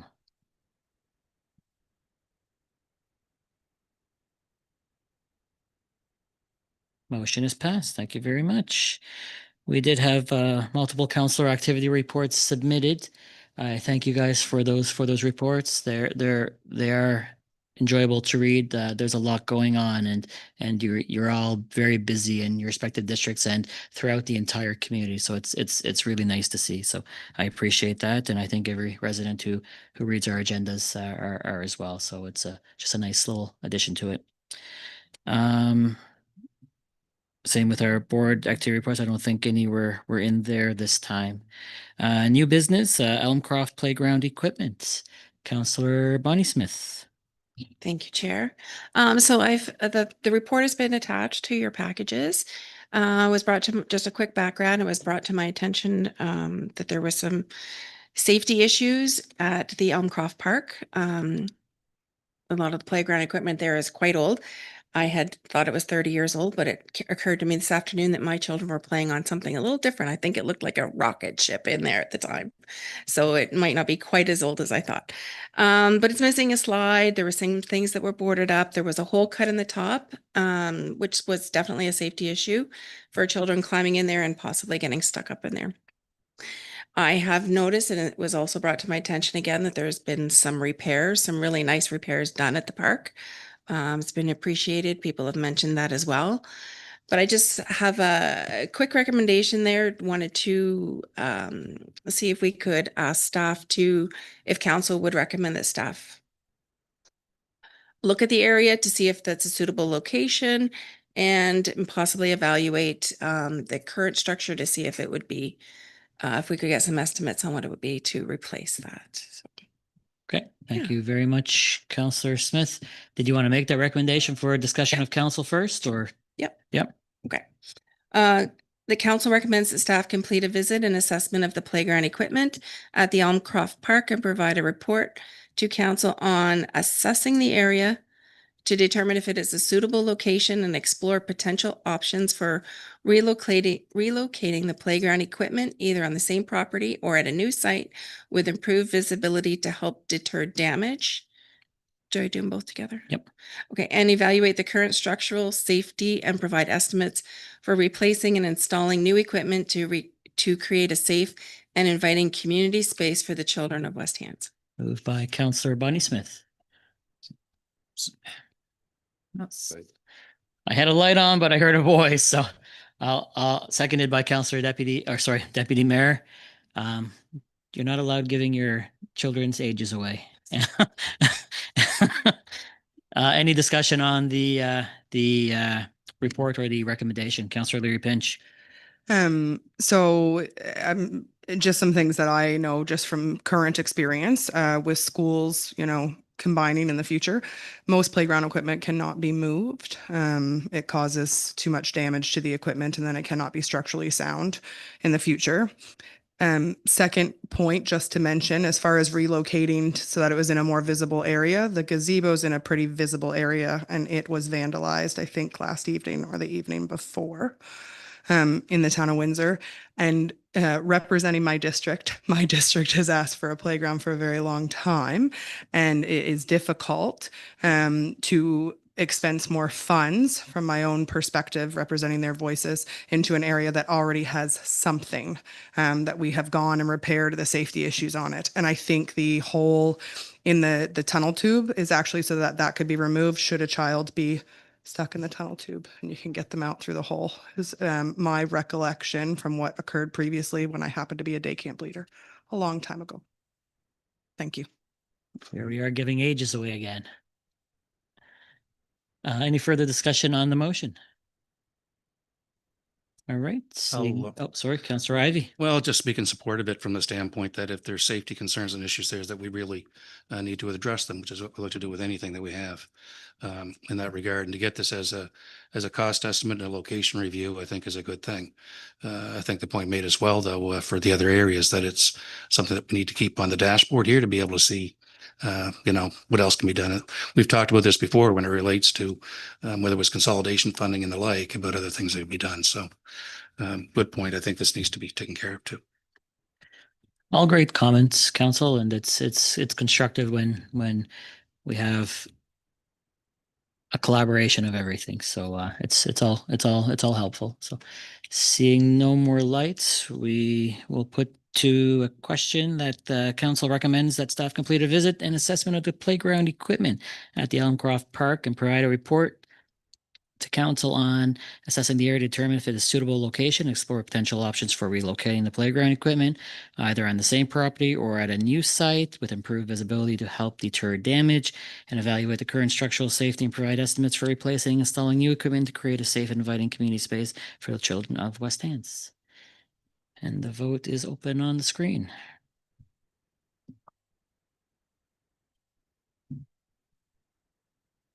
Motion is passed. Thank you very much, everybody. Our next new item of business, Diverse, Equitable, Inclusive Communities Committee Citizen Recommendation Report. Clerk Snare. Thank you, Your Worship. The Diverse, Equitable, and Inclusive Communities Committee currently has 3 vacant positions. Despite ongoing recruitment efforts by both the committee members and staff, these positions remain unfulfilled. To support the recruitment, advertisements were placed on the municipal website, shared across social media platforms, and featured in the most recent edition of the WHRM newsletter. However, responses to these outreach efforts were limited. Encouragingly, though, a recent community event attended by one of our committee members provided a valuable opportunity to connect with individuals. And during that interaction, an individual expressed interest in joining the committee. So before you is the recommendation. Thank you very much, Clerk Snare. We do have a recommendation, Council. It's in your packages, or if we can put it up on the screen for reference, Clerk Snare.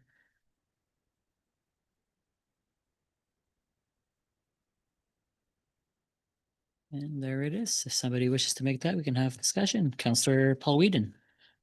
Committee of the Whole recommends council appoints Isa Rayworth as voting citizen member to become a representative and support to the Diverse, Equity, and Inclusive Communities Committee for a 2-year term beginning June 24th, 2025 until June 24th, 2027. Moved by Councillor Paul Whedon, seconder.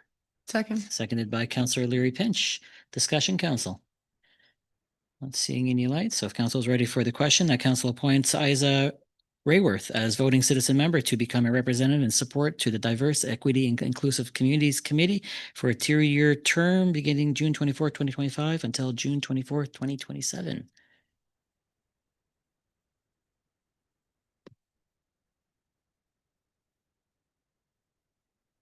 Motion is passed. Thank you very much, everybody. Our next item of business, Code of Conduct, Appointment Investigator, Recommendation Report, Clerk Snare. Thank you, Your Worship. Before council this evening is a recommendation report. And just to provide a little bit of background, in December of 2024, council approved the provincially mandated elected officials code of conduct. The code set out clear expectations for elected members of council, emphasizing transparency, professionalism, ethical behavior, and sound governance. In March of 2025, the Honorable John Lohr, Minister of Municipal Affairs, issued a notice regarding amendments to the code regulations, which took effect April 1st of 2025. These key updates included mandatory online training for municipal elected officials and the appointment of a code of conduct investigator. Following or previous to that, in February of 2025, the Association of Municipal Administrators of Nova Scotia completed a successful request for quotations and process to establish a roster of qualified investigators. This initiative ensures municipalities and villages across Nova Scotia can meet their regular responsibilities under the provincially mandated code of conduct for municipal elected officials. Each municipal unit is required to select and contract directly with an investigator from the approved list when handling complaints under the Code of Conduct. The RFQ process guaranteed access to a vetted pool of professionals with the necessary qualifications and experiences to conduct fair, thorough, and independent investigations. Internally, staff have reviewed the qualified investigators provided as a result of the request for quotations completed by AMANS. And as a result of the review process, staff are recommending Bardsley Investigative Solutions to be appointed as the primary investigator for any matters related to code of conduct complaints/investigations. Thank you very much, Clerk Snare. We do have a recommendation in your packages, council. We will put it up on the screen as well. If there are questions to Clerk Snare before we get to that, we can take them now, or somebody wishes to make that, council can have discussion. Councillor Leary Pinch. That council recommends that Bardsley Investigative Solutions be appointed as the primary investigator and that the CAO be authorized to enter into a contract on behalf of the West Hants Regional Municipality. Moved by Councillor Leary Pinch. Second. Seconded by Councillor Paul Whedon. Discussion on the motion. Councillor Ivey. Thank you, Your Worship. So the only question that I have is, back when we had talked about this, I recall there being the appearance of the fact that we'd be paying for an investigator whether we use them or not, that there would be some sort of a retainer or a flat rate. And maybe I'm misremembering that, but for some reason I thought there was a cost associated with us having somebody doing this work regardless of whether we use them. Am I remembering incorrectly, or is that that this is different, that we're getting an hourly rate and there's no minimum, it's whenever we use them? I remember it was unknown at the time, but that was most likely the way it was going to be. But CIO, if you can fill us in on. Yeah, we do have some small administrative setup fees. I think they range like $25, $75. Quite honestly, when you look at the submissions, it seems immaterial. Yeah. But aside from that, there is no retainer for Bardsley. It's a straightforward matter. Through you, Your Worship, you are correct, CAO. There's no retainer for this for this investigator. However, there are some investigators that do have retainers built in with their proposals. This investigator, as you'll see with the bids, was the lowest bidder. No, I'm good with that. I just, for some reason, I wasn't expecting it to be something that would be, I'll call it so, reflective of what you really need for them, which is on call or as needed. So thank you. Absolutely. Great comment. Any further discussion, council? All right, since there's nothing, we'll put to the question that council recommends that Birdsley Investigative Solutions be appointed as a primary investigator and that the CAO be authorized to enter into a contract on behalf of West Hants Regional Municipality. And the vote is open on the screen.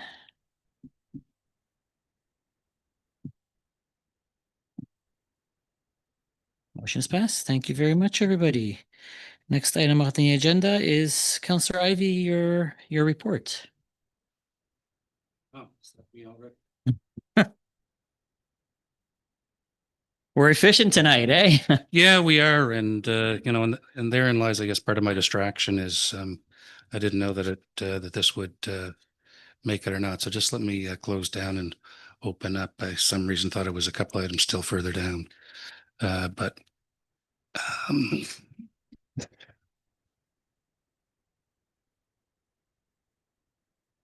sorry for the delay there.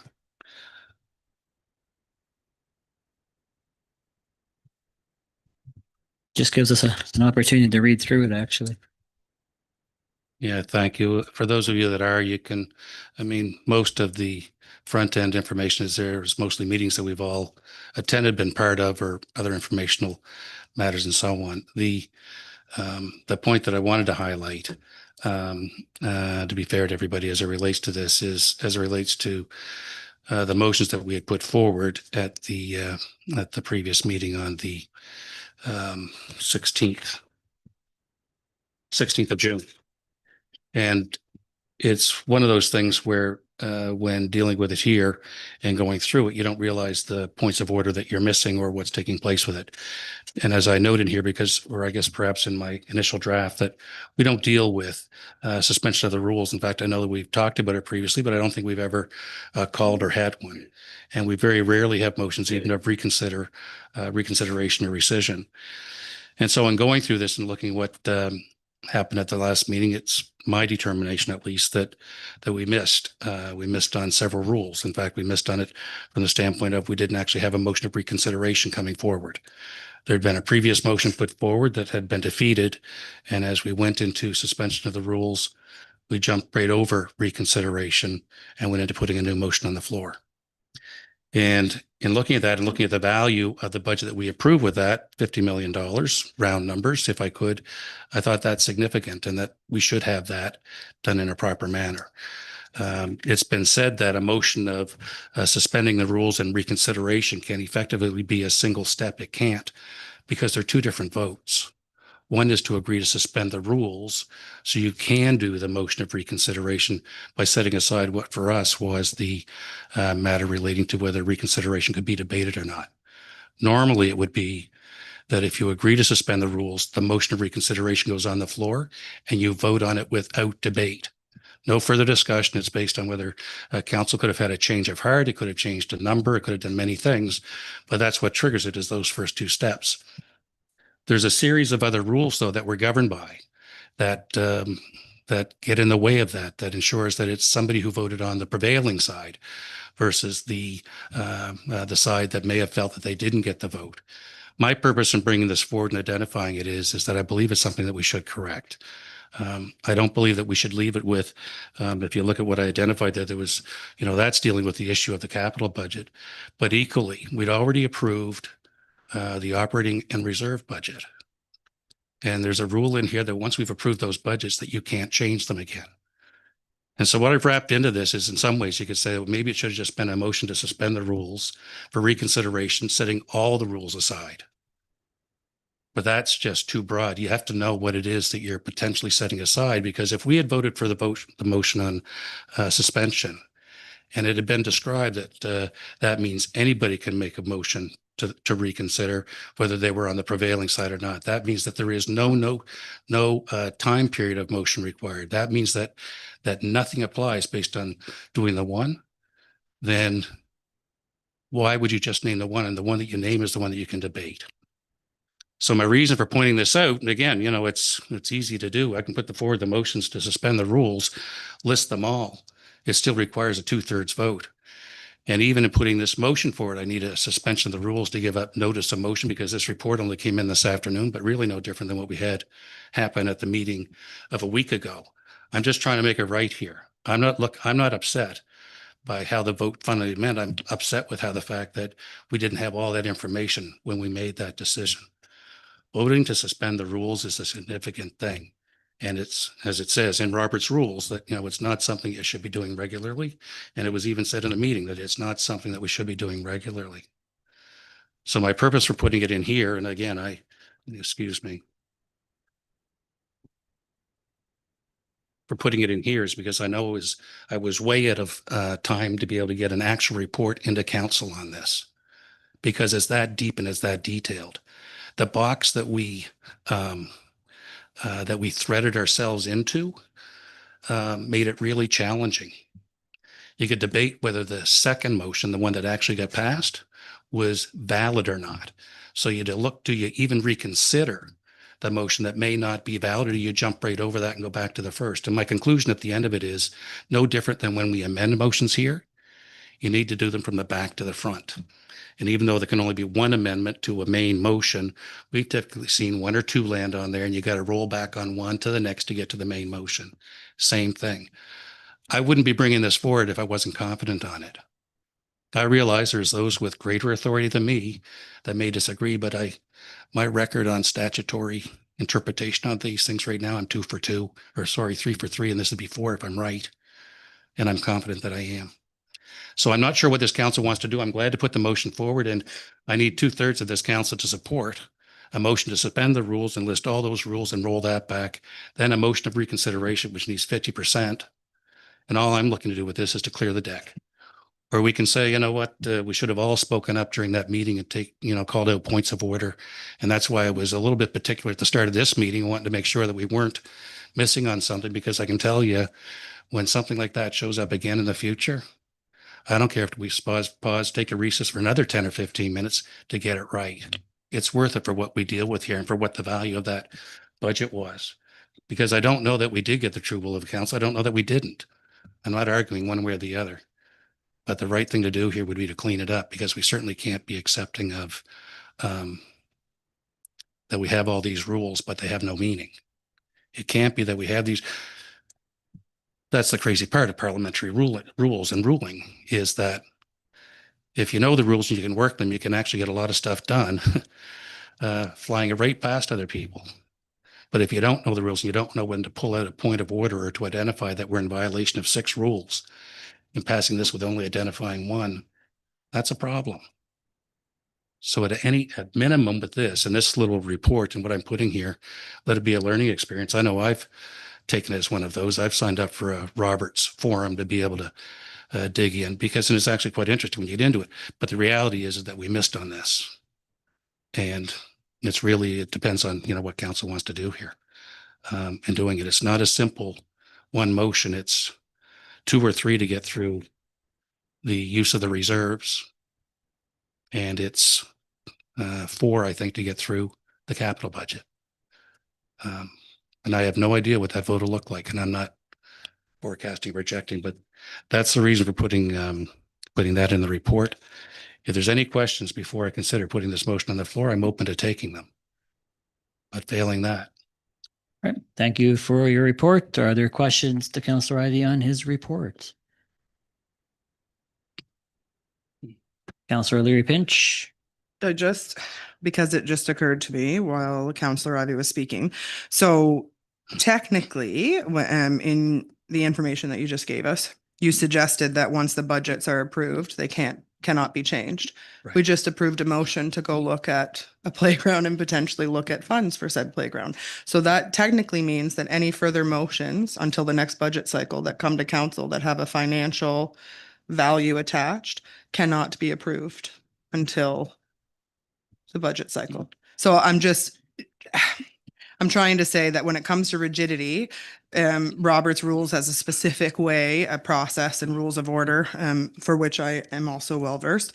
But when it comes to parliamentary procedure, technically, from my understanding, with a 2/3 majority vote of council, regardless of Robert's rules, you can move forward with any decision around this table. That is what I got out of the suggestion that Solicitor Shanks sent back. Am I inaccurate in my understanding of that? Question to the CAO. The CAO, I guess, because I think it was Solicitor Shanks communicated with the CAO. Was it? It was the CAO. Yeah. So just quickly, maybe on the budget. There's a lot there. You're not changing Yes. a budget. The budget has not been changed. You are approving an expenditure above and beyond what you approved, essentially. So whether it's dollar-ride or a grant or whatever it is, the budget doesn't change. You're approving an expenditure above and beyond because you can't spend money that's not approved. So that, just for clarity. Yep. It's not a budget change. It's an additional expense. So that is that. I think the solicitor is clear and I respect Councillor Ivy's point of view. The solicitor, you have the benefit of seeing his comments. He differs in opinion from Councillor Ivy, and that's okay. That's fair. We saw it in advance, a direct route for council, not knowing where you were going to land. And as I had said, it's not should be something. It's like fire alarm, right? It should be reserved for circumstances. However, it is a tool at your disposal. So council gets to use that tool as they decide. So we sought advice in advance and we sought advice post. And the solicitor did say it wasn't perfect. There was reference to the sections that you were, we'll say, not going to abide by. There was a second section, I think, that he would have preferred to see, but the spirit of it and the sections referenced, he provided comments that he was confident with the parliamentary procedure. So it's not my position to debate with council. My position is to seek the advice of the solicitor on these matters. You have it before you. Councillor Bench. May I ask one follow-up question through you, Mayor, to CAO Phillips? Was it Solicitor Shanks that we sought the advice from prior to the meeting as well as after? It's the same solicitor? Okay. Councillor Ivy. Yes, I was just going to add to the comment that it would depend, I guess, to the question that was asked as it relates to the funding, is that depending on the timing of that report coming back and so on as to where that would come into play. But again, we've ignored when we've approved to have something done, during budget, if there's funds available through some other, account that exists that things can be funded through, or whether it's Canadian and so on, all those things. But to actually change the budget by going into an account that's been approved for a certain amount and so on we shouldn't be doing that. That's where because otherwise we'll be redebating the budget throughout the year. And I'm not looking to redebate the budget. I'm just looking to try and line things up here. Because again, the number of rules here that we should have set aside were, I'll say in volume, it was more than I would think that we may have. Would the vote to suspend have changed? I don't know. But I tend to believe it certainly would have given pause to reconsider it more clearly before it just going out, looking for a 2/3 vote, given the composition of the room. As we know, the motion only passed 6-5. It's a good likelihood that it would not have secured. I know we could argue either way on that. That's not my intent. But my purpose here is to try and clean this up. Right. Any more comments, questions? So I'm going to put through the motion. And if we can't get past the first step of it, then it all stops. But I'm going to put forward the motion, beginning with the one on dial-a-ride. And for those of you who have the report, or if you want, it's the first paragraph on the second last page. So I'm putting forward a motion to suspend the rules of reconsideration that restrict debate, that would be needed to suspend the motion, that would suspend the need for the motion to be brought forward by a party on the prevailing side, that would suspend the need for any period of advance notice, that would suspend the restriction that does not permit reconsideration of the reserve budget after it was passed on June the 10th, that would permit the motion, even if actions have been taken that cannot be undone, to allow council to reconsider and properly endorse the motion of council for funding of dial-a-ride as originally intended on June 16th, 2025. The motion is moved by Councillor Ivy. Is there a seconder? I'll second it. Seconded by Councillor Remy. Further discussion? All right. I'm trying to find it in your report there, but everybody is clear on the motion. All right, so we'll put that vote up on the screen.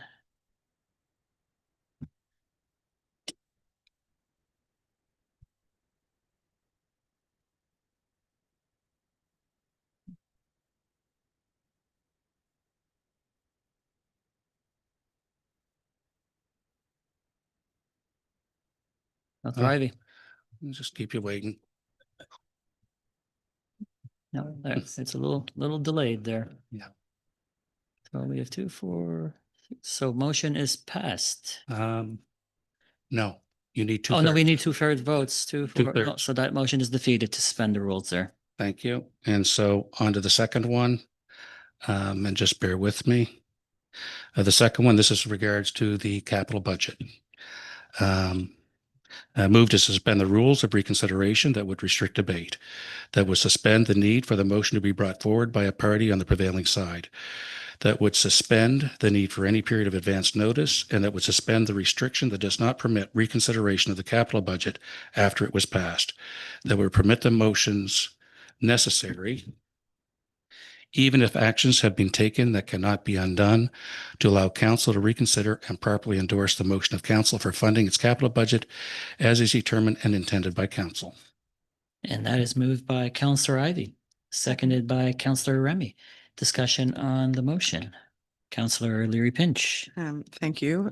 Through you, Your Worship, potentially to Director O'Shaw, but I was just curious, has the capital budget been actioned? Has that motion been actioned? Nothing has been approved by council since, but Well, the capital budget bill was approved. Yep. So I can't speak to all the projects on there. Some of those projects don't have to come back to council. So I would need to defer, of course, to our directors who aren't here this evening to see if anything's been actioned. The other thing I will note is we do have provincial and federal reporting. So those reports have also been distributed now to the provincial and federal bodies. So just something for consideration. thank you very much. That's your question. Counselor John Smith. Yep, thank you, Your Worship. So if this was defeated, I'm curious what the implications are. If the motion is defeated, everything remains as approved by council. So you have a capital budget and Okay, if it's not defeated, if it's approved. it'll be a suspension of rules and then a notice of reconsideration is given for council to debate the item again. Okay, all right, thank you. Further questions on the motion? Counselor Ivy. Your Worship, if I could just add in on the question about whether we've actioned the capital budget at the present time. And so that's the reason for the motion, even if actions have been taken that cannot be undone. That's that part of it. So if in fact the capital budget had been exercised in some fashion to purchase a truck or whatever, something that didn't need to come back to council and we weren't aware of it. The reason for putting that in is that steps across that ruling. That, in fact, what I've put in here is something that probably should be destroyed after we're done, to see that it doesn't come back in this fashion again. But this basically is wiping out any restrictions on amending what we have in front of us. Again, the intent is if we land with the exact same thing, but we will have done it with full knowledge of what we have in front of us. Further discussion on the motion. All right, we will put that up on the screen.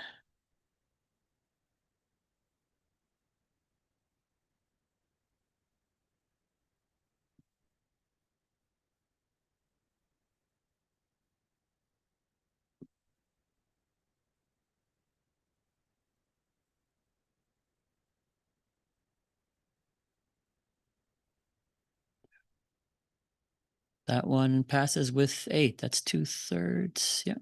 Yep. That one passes. So, all right, Counselor Ivy. Okay, so this move that I'm about to put forward is to reconsider the motion. I'm just trying to describe it before I read it, but this is dealing with the capital budget approved on June 16th, so the one that we ultimately passed, and it's whether we reconsider that. The next step is considering the defeated capital budget, separate step, but it's the next one.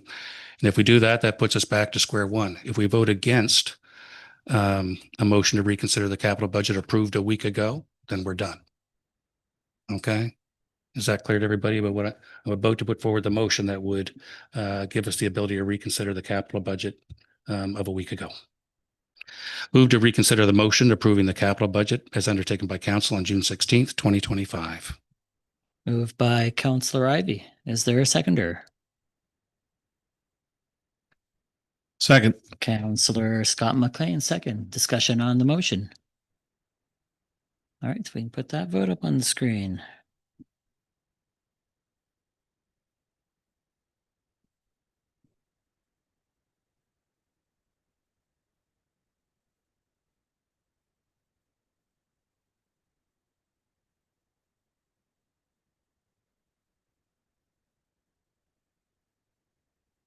Motion is passed.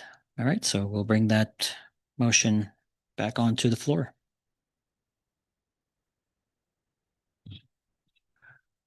So, so the motion is put forward and I don't have that here, I'm sorry to say. But if we want to reconsider the motion that we approved a week ago, that was approving basically the capital budget of, I'm going to say it this way, June the 2nd, that failed at the June the 10th council meeting. And I could be corrected on this, but we made no changes from that point onward. After June the 2nd, everything remained the same. So Can you pull that motion up, Clerk Snare? Just, you don't have it up there.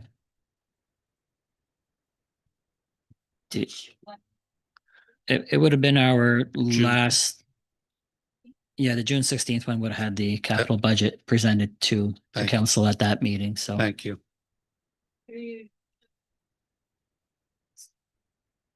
Approves the 2025-20. Apologies. Through you, your worship. The motion made at that meeting was that council approved the 2025-2026 capital budget as presented to committee of the whole on June 16th, 2025. So that's the motion that's open for debate. That's the motion that's back on the floor, council. So we're just reverting back to the 16th of June. That's what we're doing right now. So everybody's clear. So that's the motion on the floor being debated now. So if we want to stick with that motion, we can stick with it, or if we want to change it, we can change it. Now it's open because we've cleared the deck on rules of debate. We can debate, talk about it. If council's happy with it, then you can vote to revote again to keep it, or you can vote it down. And that takes us back to June the 10th, which means we'd have.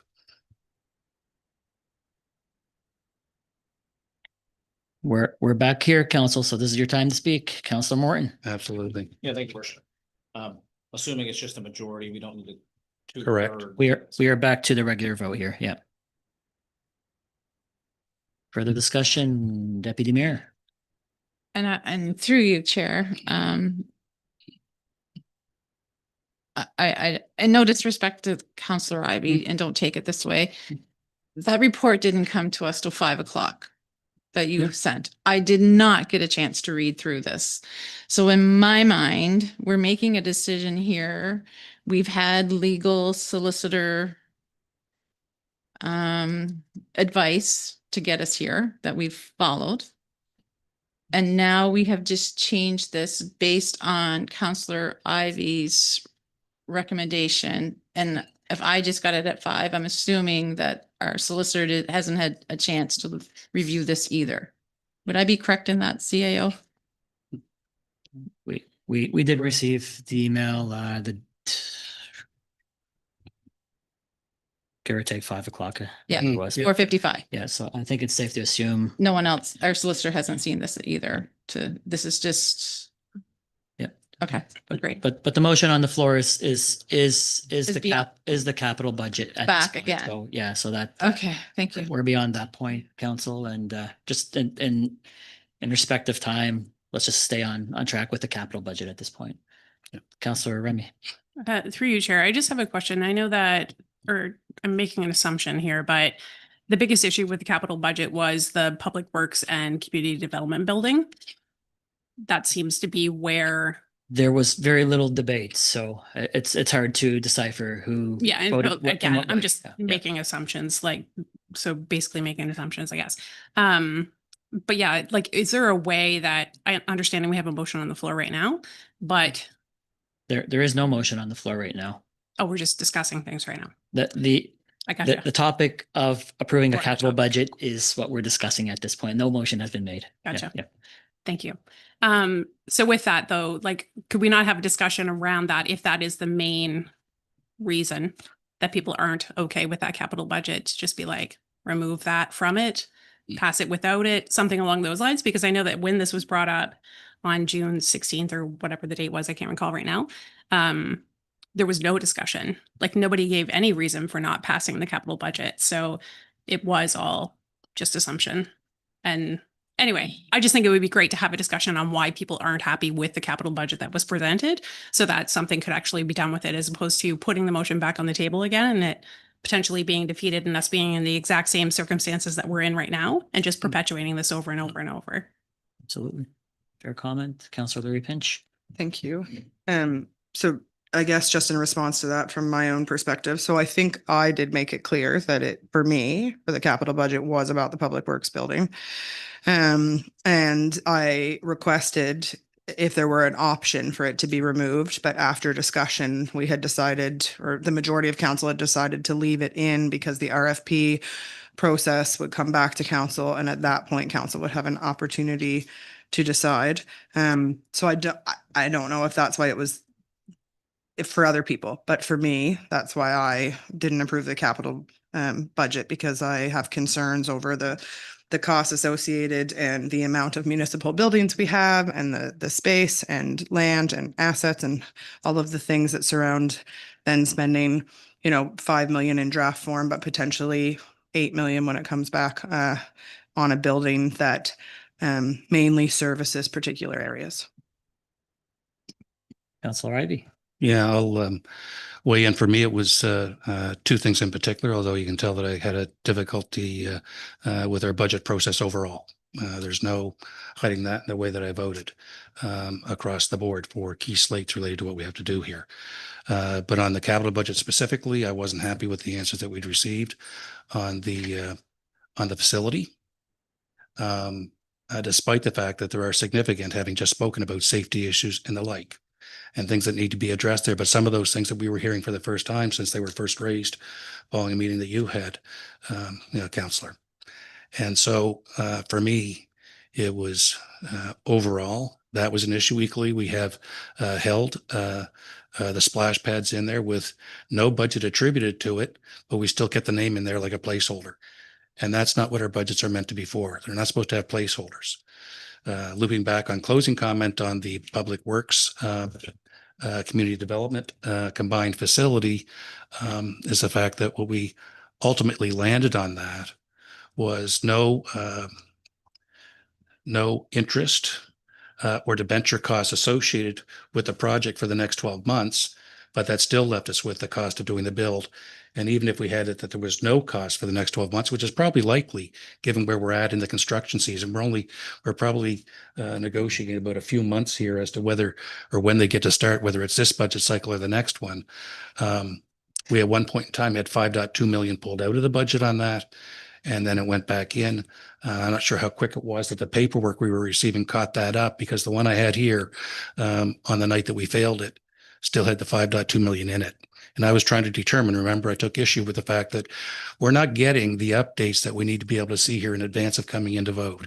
And that's something for go forward. But as it relates to this, that was a significant issue for me, because before that meeting, we had asked about getting better paperwork in front of us, not having to look at it up on the big screen, and, respectfully, with all the items that had to be accounted for within the budgets themselves. I was not satisfied with that. At this point in time, I can say that some of those concerns are somewhat, they're less, important as it relates to me, but fundamentally at the end of the day, it's still that we need to make sure we do the right thing here. And that's where I'm coming from with this. So I don't know if that's helpful, but those were two of the key issues in there for me. That's 5.2 plus another 9, that's over 6 million within that budget that's for me. And that's all. Councillor Leary Pinch. I think I can ask this question because we're in debate, but if not, you will let me know, Your Worship.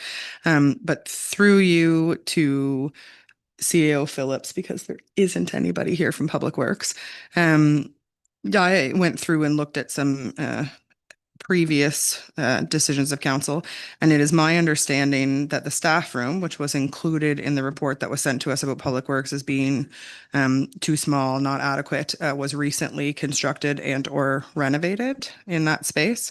And I guess I am looking to A, confirm this, and B, suggest that that would cause me concerns with future growth, knowing what is potentially proposed and outgrowing that space. Because if that time period is a short period of time, then theoretically, when that staff room construction was initially planned and proposed, it met the needs that they foresaw in the future.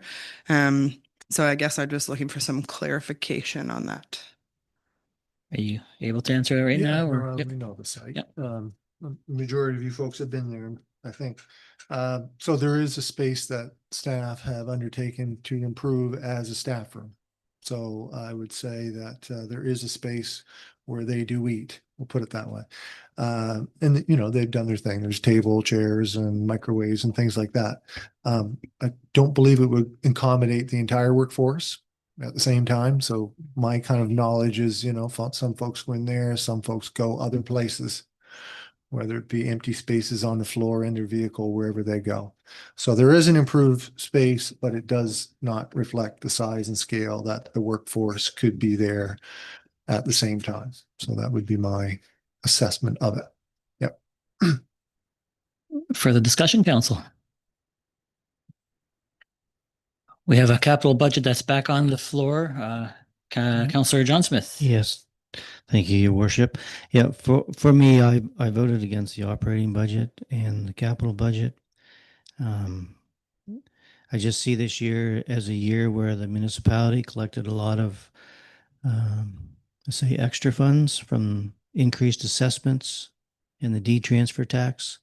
I was really expecting the budget that was presented to be neutral as far as any increases go for the residents. We are discussing capital budget right now, just to keep us on track. I'll get right back to capital. The Public Works building, it seemed to me that it was quite costly, and we haven't really put a priority on the tasks that the municipality is doing. We have two other buildings. We have Morrison Drive and King Street that aren't decided yet. And here we are, we're looking at building a third building. And the use of all three buildings hasn't really been nailed down. So during the discussions, we heard that there was going to be, 13 or 15 offices included in the Public Works building. So really that tells me that we haven't really decided what we were doing as far as all three buildings were going. So I really couldn't support it. I know the work conditions in the building at the moment aren't perfect, but I think that's more of an operational issue that, should be cleaned up as they come along. I know heating systems are expensive, but it's part of the cost of doing business. And as far as the lunchroom goes, most large organizations don't have everyone having lunch at the same time, right? Just because the lunchrooms are not big enough to house everyone. So those are some of the reasons why I was against it. Thank you very much. Councillor Scott McLean. Thank you, Mayor. Yeah, I voted against it. Not that I'm saying that I did not want a new public works building. I know in the future it's going to come, but just where this budget was, the same thing as Councillor John Smith had just mentioned. I thought we were going to be in a lot better financial position myself. We did a motion back the previous council to renovate the public works building. And then it came back as a brand new build. I had a resident call me and said, you guys, or the municipality has just tendered a brand new public works building. I said, really? Okay, that's strange because we haven't actually approved the capital budget yet. So that was one thing. The second one was landfill, but that's more of an in-camera issue item, so I can't really speak on that. So that was never addressed. So yeah, that's it. Thank you very much. All right, council, not to put words in anybody's mouth, but one of the items that seemed to be a theme in tonight's discussion is the Public Works compound. To move the discussion along, if there's a motion of this group to remove that item from the capital budget before anything does get approved, we can take that and test it with the group just to push the conversation along. Or if there's something else somebody wants to suggest in that's different from that, I'm open to council's suggestions, but just trying to push the conversation along. And no suggestion is bad, council. Again, this is why we debate these items. It is a capital budget. This budget process was a little more detailed and difficult. We are seeing, or council has approved a rate increase on the operating. The capital budget is quite substantial as well. I know the public works compound wasn't accounted for in this year's budget, but council will have to account for it in next year's budget. So this year is done, but next year is still going to be even more difficult. So we are at the whim of this group. Councillor Bob Morton. Yeah, thank you, Worship. Curiosity question. If this does not pass tonight, capital budget, where do we stand? Obviously without a capital budget, but what happens there? Just in my 5 years, we've never not had one. So just curious on the procedure there. Well, we'll continue to work through, and we'll, before council puts capital budget to a vote tonight, let's try to get to somewhere where this group is comfortable with the capital budget. And if that's removing certain items that get us there, then let's start testing item by item to see if we can get somewhere tonight. Rather than, again, we had a special council meeting, we approved something, we're back again here tonight, looking at it all over again. So don't be shy with the comments, and let's see if we can get somewhere. It's Councillor Yanish. Yeah, thank you, Your Worship. I agree with most of the comments that have been made about the Public Works building. But something else, another issue that's been bothering me was, and it might help us move this forward, I don't know, was the capital investment in roads. We didn't discuss that a great deal. And I can't, so many meetings ago, I can't remember how the discussion went, but it seems to me that there's an opportunity there to trim some costs that wouldn't necessarily, could be a delay until another year, but it seems like we spend a little less on roads and that would affect the capital budget, reduce it. Just a thought. Okay. Any other comments, Councillor Remy? Through you, Chair, I just have to say, when it comes to the building, I mean, I've preached about the safety and conditions and all of that stuff. I think every time that we've brought it up. I will say, though, I was disappointed to learn after the fact that a motion had already been approved for renovation. And then when this was brought forward, it was like this was the only option. Understanding there were others, but I'm not a contractor and don't understand those things, and I'm not going to pretend to be. But then there were other concerns that were brought forth. Somebody had mentioned adequate parking. And then, of course, there's that we have all of these other buildings and what are we doing with it, which are all concerns that are valid and coming from the, the community and those types of things. I guess what I'm getting at is it didn't feel like it was the full picture when it was brought forward, in my opinion. And I am 100% all for them being in different working conditions than what they're in. But I'm not sure who had made that comment, but I do feel as though that is an operational thing, and they shouldn't be in those conditions, right? Like, with improper ventilation and all of those things. Anyway, I just want to say that I'm okay with thinking more broad at all of our buildings, but I would really like for that building to be made safer, more adequate, and whatever for the needs that they need immediately, but for council to really prioritize looking at the spaces that we have and making a decision this year and move forward and be ready to spend the money that we need to spend to make it happen and just decide where we're going with things. And mostly because, consolidation was 5 years ago. And speaking as, somebody who was here in that time, that was something that it was like, that was one of the priorities, to look at the spaces, make sure that things are, cost savings, blah, blah, blah, like not blah, blah, blah. Sorry, that was very disrespectful, but all the things related to that, right, was supposed to happen during consolidation.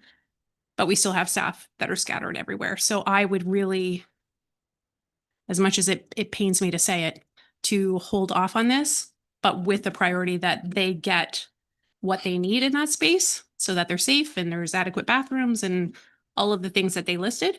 But that this council really prioritizes taking a look at those things and having something moving forward. Just on the blah, blah, blah comment, there's so many moving pieces that it's natural for a counselor to say blah, blah, blah. And it's not, no disrespect to anybody on it. It's a fair comment that pops out because there are so many moving pieces on a daily basis. So it's completely fair to have it come out. Counselor Palmore and then come back This to is a Counselor. question for Carly.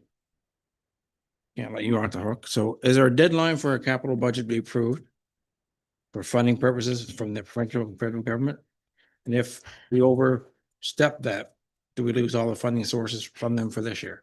Not necessarily, at least in my experience. However, as we miss deadlines on reporting, that's when we start to not receive our funding. But once we submit our reports, I'm assuming we would get that. I would have to ask our municipal advisor, but again, that's my assumption. And I do know that they're looking to send funding, I think next week, early next week is the first round of funding that they're looking to send out. So. Yeah, funding aside, council, again, this group wants to get their capital budget right. That's what I'm seeing from the discussion and the comments. If we can get there tonight with suggestions, so if there are, this is good. The debate is good. The comments are good. So if we can get somewheres by suggestions, then this is the proper time. It would have been better to have it back on the 16th, but we're here and let's move forward and let's see if we can get somewheres tonight. So Councillor Ivey. Thank you, Your Worship. I agree, and I think at some point in time here we've gone into a mode of wanting to be maybe it's code of conduct overly gentle in the words of what we're saying here about what we need to do in order to get these things through. I don't know, but I know also that we've been very micro focused on picking apart pieces of which we shouldn't be in, and that's again the reason for it's the capital budget this year that's really taking the hit, but it's that next year the council is getting together to be able to give staff direction for what we're looking for at the end of December, 1st of January. So you're not out roaming around in the wilderness trying to figure out what do you think council's going to be looking for, and then come to us 5 months later and it's too late. We're really jammed up here for time.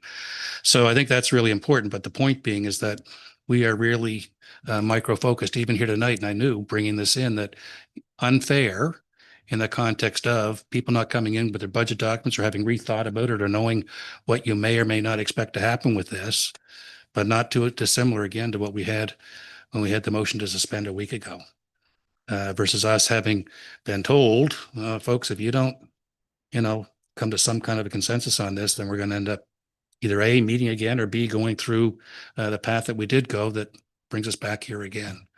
So we really need to kind of nail this out here now. And I'll say it because the way it showed in the budget that I was looking at is that it was out and then it was in.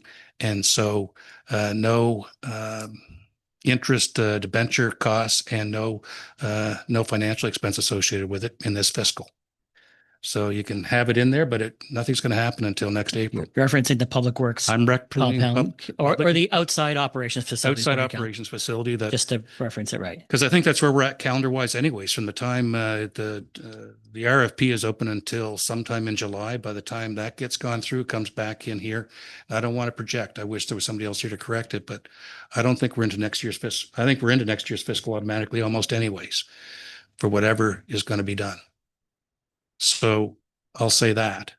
And then the other thing I'll say is, folks, because of what we know what can happen with it, it's really a fine point, but you can take the splash pads off the list. And if the report shows up and council wants to do it, it's Canadian Community Building Fund. You can find out what the status is and deal with it. We just shouldn't be in the habit of putting things in there to hold as a placemaker, right? Those are two real easy things in my mind that can be done. And that deals with $6.5 million. 6.2 million, if I want to be more accurate for my council friend down the line here. But so I'll suggest both of those come out. Okay, if you want to make a motion on item by item, and that way gives us very clear direction on every item. So I've heard outside operations facility, I've heard splash pad, I've heard roads. We're going to do it item by item, so everybody's very clear on what they're voting on, and we can get to somewheres, it's great. We're good with this? Well, I just want to be sure because we're in a debate on the capital budget overall. Are you just looking for So general nods to figure out? We who's haven't supportive of what you put a want? motion for capital budget to this point at all. So That's correct. I'm just trying to give council a clear picture of what a capital budget will include before Or we not. get to a motion for a capital budget. So Yeah. if everybody is good with that, I think that's the easiest way forward myself, but it's up to the group what you guys wish to do. We're trying to approve a capital budget here. So I'm gonna look for nods of heads if you want to do it item by item, and once we agree as a group which items are in, which items are out, we'll test the capital budget again. We're good? All right. All right, Councillor Ivy. Okay, I'll start with suggesting that we pull the outside operations facility for this fiscal. And that's a motion made by Councillor Ivy. Do we have a seconder for that motion? Councillor Leary Pinch seconded. Any discussion on the motion to remove the outside operations facility? Councillor Roshan, you have some information? Director. Oh, sorry. No, that's Director okay. Roshan. The heat and the line. It's all good. I just need clarity. Do we want to remove it entirely from the 5-year, or do we want to delay it to the next year? I think the motion is to remove it at this point, and expecting council will be giving direction at a upcoming meeting in some fashion or another, but. My motion, maybe I spoke in speaking about it, but not in the motion piece of it or in the, was intended to move it out of this fiscal into next. So it's still in the 5-year capital, but there'll be no costs associated with it for this year. So that's how it is currently. That's how it is now. no, it's still in this year's fiscal. This year's fiscal, but no costs associated. So you want to move it 1 year out, you mean? It's the only costs that aren't associated with this year, and I'll let Director Rashawn actually probably just let her answer, but is the debenture / interest associated with any spending that takes place. That's correct. So council's direction was to remove and not debt service that until the following year, but to leave it in the capital budget for this year. That's what we did. Yeah. So you want to move it to the 26. I'm moving it to 26, 27 is what I'm suggesting. So keeping the project and just removing it from this year's budget to next year's budget. So it's just changing the year that it's in the capital budget. Sorry, Director Rashawn. And just, sorry, I think your motion, and I apologize, I was kind of doing the work as we were discussing, but you mentioned the splash pad as well. Was that part of your motion? We haven't got to Okay, the splash perfect. pad yet. So Perfect, we're thank just on outside operations facility at this point. Councillor Remy, then I'll go to Councillor Leary Pinch. I guess I just wanted to add, because I thought, or in my opinion, I would rather just postpone it until we are able to look at all of the facilities we have, because it may not be a brand new build or that build in particular or something. I would rather have an assessment of everything that we have, the locations that we have them at, and then just come up with a plan on what goes where. So I mean, to leave it in there that we're just earmarking it, like you had said earlier, or even though we're bumping it a year, I would rather have like a comprehensive idea of a plan going forward, as opposed to that build being just bumped to next year. Okay, Councillor Leary Pinch. Second, what Councillor Remy just said. Yeah, so we do have a motion on the floor, council. So it's a motion on the floor that we're moving the outside operations facility to 26, 27. So did I have a seconder on that? There was a seconder on it, I believe. Who was it? Councillor Larry Pinch. Larry Pinch. So we haven't voted yet.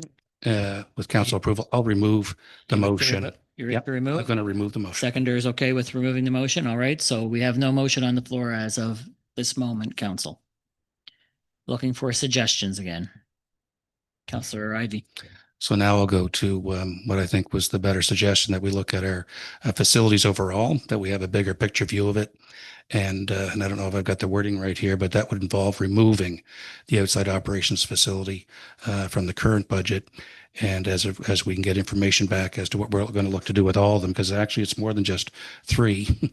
We've got the courthouse that we haven't addressed either. So that's 1, 2, 3, 4, and then the one that we're going to keep, that makes 5, and we can keep on it. So the motion is to pull it from this year's budget and look at the facilities overall. So if I can clean it up a little bit. Yep, please if do. I may, motion is to remove the outside operations facility pending further discussion of council. We good with that? And that includes the general, trying to help council get to somewhere where it wishes to get. So moved by Councillor Ivy, Second the motion. seconded by Councillor Whedon. Discussion on the motion. Seeing no further lights, we're going to call the question on removing the outside operations facility pending further discussion of council. And that's removing it out of the capital budget.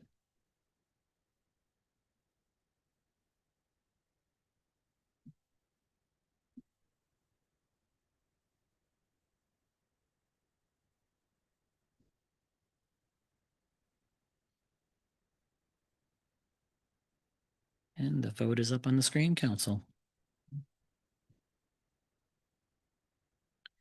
And the motion is passed. Thank you very much, everybody. So we have that item addressed. Councillor Ivy. Second item I'm going to recommend that we pull is the splash pads. 1, we're not going to hit this season at all. 2, we still haven't got a report on it, and keeping the name in there with $0 associated with it doesn't make any sense. They're not free. It's going to cost us, and we don't know what it's going to cost to operate them. So until we have the report, pull it out and we'll address it. So the motion is to remove the splash pads from the budget. Motion is made by Councillor Ivy. Is there a seconder? Second the motion. Councillor Whedon. Any discussion on the motion?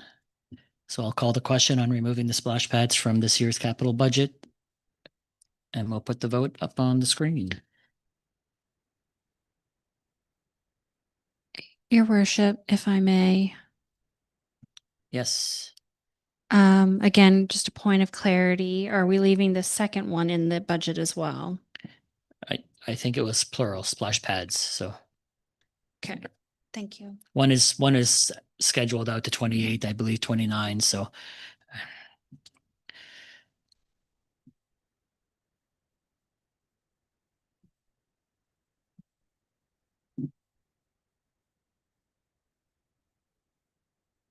here we go. Motion is passed. 2, 4, 6, 7. All right. Motion is passed to remove the splash pads. Further suggestions, council?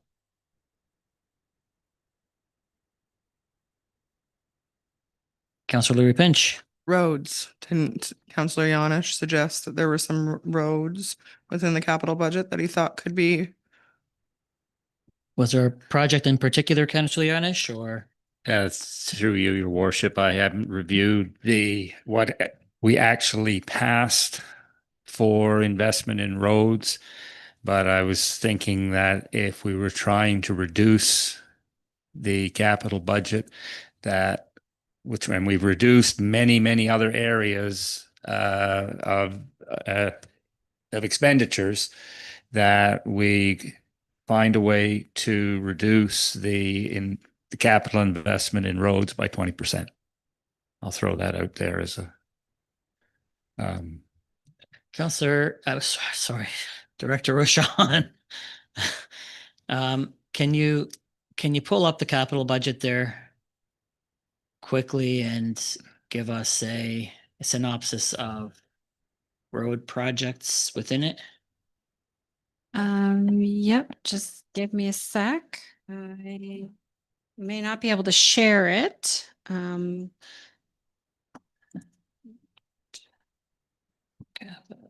Budget. Here, at this point, you know what, council, let's take a 15-minute break. It's 8:42. We missed our 8 o'clock. So let's take a 15-minute break. Gives us a little bit of time to get that in front of each councillor on their screens. Gives us a little bit of time to to look at it in a little bit more detail, to have a better discussion on it. Are we good with that? So let's take 20 minutes and we'll come back at, let's say, let's come back at 9 o'clock. Good? All right. We'll come back at 9 o'clock.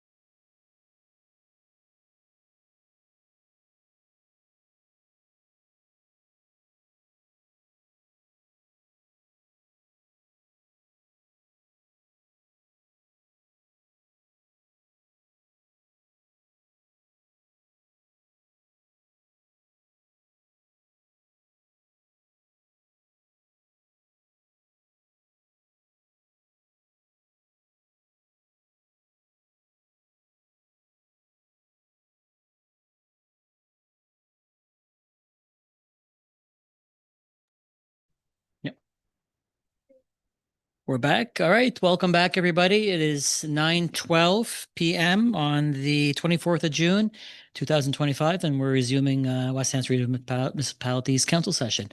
We are still at the discussion on the capital budget council. So you have all been given the 5-year capital plan with it broken down by project, by category, and by year. So we're open to suggestions at this point. I think we left off on roads, but you have the entire list in front of you. So to this point, we have removed from the capital budget the outside operations facility, and we have removed the splash pads. Are there any other suggestions, council, at this point that you want to consider before we see if council wishes to test the capital budget again? Councillor Bonnie Smith. Thank you. I just have a question. or Absolutely. Questions, I guess. On page 7, under the Windsor projects, we've got the Wentworth at Pazant Drive traffic control and this year it's showing 51,930. And then right below it, it says design of 51,930. Is that added into the total twice? No. Okay. So the white lines are the subtotals for all of the project. I just wanted to just show you within each of the areas that each project is made up of design, engineering, water, so you can see what the breakdown was. Perfect. So that's just the design, but there's a subtotal above it. Gotcha. Thank you. Subtotally up. So the total is at the top and then it breaks it down. Underneath, yeah. Good question.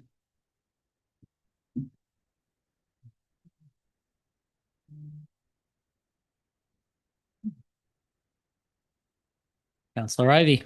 Yeah, thank you, Chair. So the one additional comment that I'll make is we've kind of gotten back into this conversation where you remember things that you've gone through before. So we're taking what has been an historical capital budget of 25 million and we've got them ramped up to 50 pretty much per year for 5 years, or 250. That's more than double. And I go back to the comment that either we're understaffed or the projects are significant enough that we aren't completing them all in any given year. And that's to the tune of about 40% of what's been budgeted to be done. And so the question is does the ability exist to provide a directive on capital to shave 10% off across the board out for the next 5 years? And then we get more specific on the planning of what's coming in, the order it's coming in when we next get together to talk about this. The ability to keep on shaving out of this year becomes more difficult because we've gone through it a few times. I still think it's an exercise that's worth doing. But otherwise, we've got double the volume of capital by way of funding amounts built into the next 5 years that I feel comfortable in saying we're just not going to get it. And so we've got an inflated value of projects that we're going to work on that we can fairly easily say, easy for us to say sitting in these chairs, admittedly, but how are these all going to get done? And at the same time, the other side of that coin is that there's some things there that are already booked on roads. For example, roads for this year are already in the queue. This year's roads aren't going to be affected. And even some of next year's are maybe questionable that have already been put in the queue. They're based on that. So again, we're looking to try and pick things out of this. Good exercise, but is there an easier way to get this to be a manageable number is my question or comment. So the capital budget before council is 25-26 this coming year. So you should all be focusing on 25-26 rather than any year after that point. I know it's a 5-year capital plan, but we're approving the 25-26 capital budget.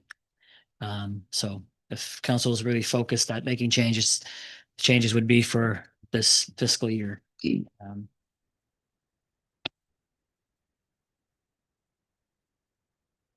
I was going to suggest something, but we'll get to Councillor Smith here, John Smith first. Okay, thank you, Your Worship. So my question is around the Little River Bridge, $750,000. Page number 2 of 12. It's in the rail corridor trail system. Yeah, that'd be for the DAR lines that council approved. Yeah, it's the little bridge in Stanley.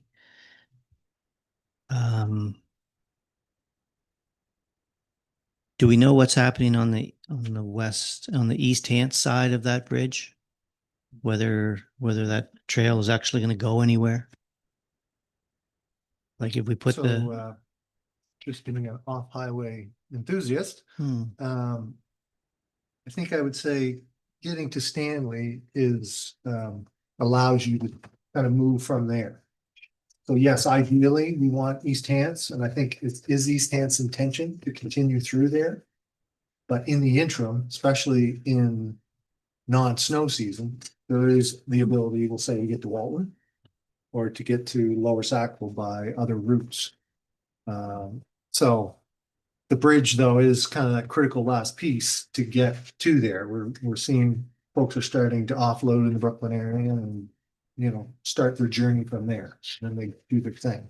So East Hants is moving at their pace, but with that bridge, it does give you access north and south. Okay, so I remember when we were in discussions, the bridge, there was an estimate for more than 750,000. Am I recollecting right? Kevin might have mentioned that, I think, when he was here, and he had, so that had been tendered previously. And all the prices came back and they were, I think I would say maybe the tender was a bit technical, where there are some options now that we're looking at where you can either off the shelf bridge, literally, and I won't mention suppliers' names, but there are suppliers out there where you can do that. So I think we'll see this tendering process a bit more favoring, but we are having to deal with some of those old abutments that, if you're familiar with the old rail bridges, sometimes they last forever. These ones are deteriorating fairly quickly. So this is bridge and abutment work in and around that area, which we hope is a 50-100-year investment. Okay. Yeah, Councillor, Deputy Mayor Francis. Through you, Chair, I'm just thinking, and we just received this. We're speaking on capital budget. We're looking for recommendations for 25-26. If there's nothing coming to this evening, is it a possibility we could bring this back, committee of the whole, maybe in July? If council has a wish for that, because some of these projects probably have already been started or have other funding sources. Because if you look over to the right-hand side, there's federal funding, or it states. We don't have the directors here tonight to speak on them if we do have questions. I'm just thinking, unless someone has something specific tonight they want to change, since we are talking about the 25-26 capital budget, are we getting a little off on looking at the 5-year budget now too? Just my thought, just thought it might be easier at time and give staff a chance and Carly a chance to come back with the information we need, unless there's something specific 25-26, because I do believe that's what we're dealing with tonight. Just a thought. All right, well, we'll get back to the thought. I'll get to Councillor Leary Pinch. I mean, I had something specific, but I also can understand Deputy Mayor Francis's comment. So do you want me to still suggest, or? As you wish, we'll take any comment at this point, but just throwing out to council, if you do require more time, there's no harm in coming back to committee of the whole. It gives every councillor ample time to review the capital again and to take a more informed decision and suggest something without off the cuff. But we, as stated by Deputy Mayor, we don't have any directors here who could speak on specific projects, or again, we're at the whim of council, what it wishes to do. I'm okay to back off then at the moment. Councillor Remy. Sorry, through you, Chair, just a comment.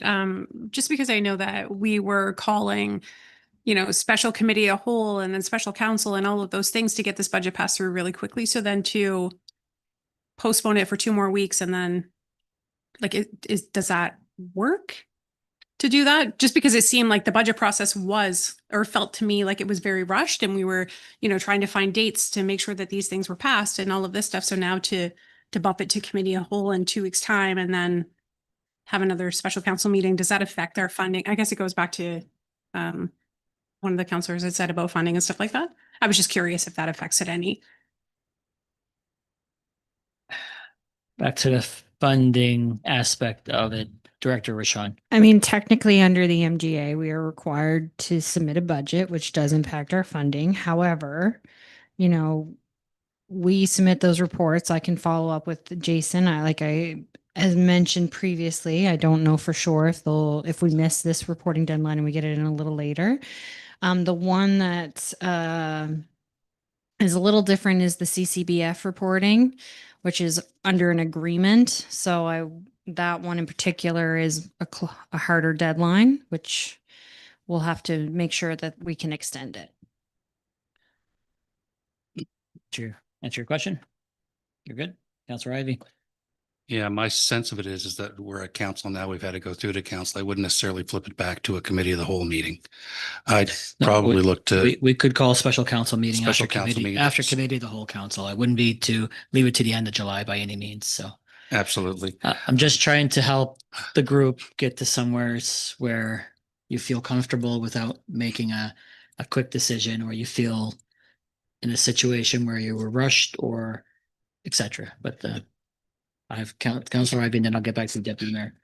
So 2 points that I'll make here, and it's more on timing. I can't find I already saw it, but I can't put my fingers on it anymore. Is the line item for the traffic coordination at Wentworth and Payzant. Where is that? That would have been the item at 7. Thank you. So page 7, I've got Payzant King, but where is? Wentworth Payzant. It's about halfway through the thank Windsor you. Yeah, project that's down. So this year is nominal. I don't need to deal with that, but Payzant to King Street, that's fully loaded into this year's budget.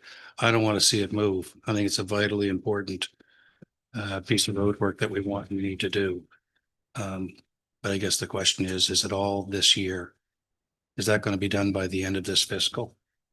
I don't think we know the answer to that, but again, I don't want to see it move. It's one of those ones I don't want to touch at risk of, but that's the only other large item here that I see that It's and when we look at projects like that, Council, and I'm speaking on as a fellow elected representative, whether you're financing it this year or you're financing it next year, the cost is still there. It's still going to be borne on the ratepayer. So if it's allocated this year, it doesn't get completed this year. The money goes into a reserve account that's allocated to the project when it does get completed, etc. So if council was looking at cost saving initiatives, that's probably one project you probably wouldn't want to look at, since we've spent money on design and engineering. I think we're about 85% through the engineering on that one. Yeah. Council has made those decisions in the past, and we've gotten an earful from residents. I'll give you the example of the roundabout at the corner of Payzant and Wentworth. And then once that design and engineering was done, council then decided to explore a set of traffic lights, which creates another design cost, engineering, etc. So I would just caution council on looking at projects that are currently being done and have been a priority of this group for a while now. But again, we are at the whim of this group. I would highly suggest at this point, we have 2 suggestions on the capital. If somebody feels strongly that there's more, if you have it now, suggest it. Councillor Leary Pinch. Windsor Community Center. We don't have that structural assessment back yet, and there is. We do now. Just around. Okay. Was it something with just what page? Yeah, if it we was can- just without that assessment, there were items. Sorry, I'm trying to find the right page. Just so everybody can have the discussion on it.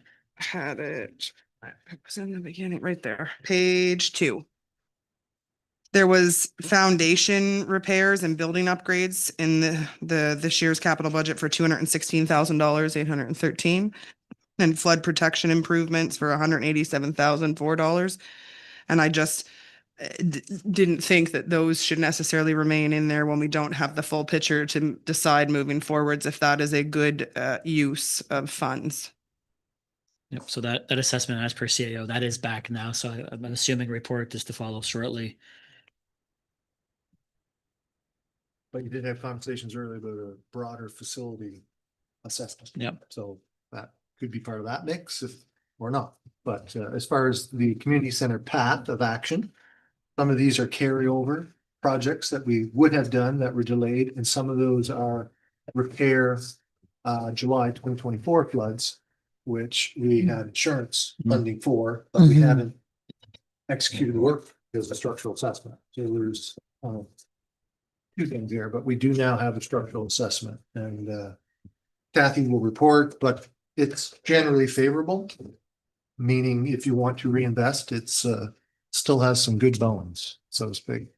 Yeah.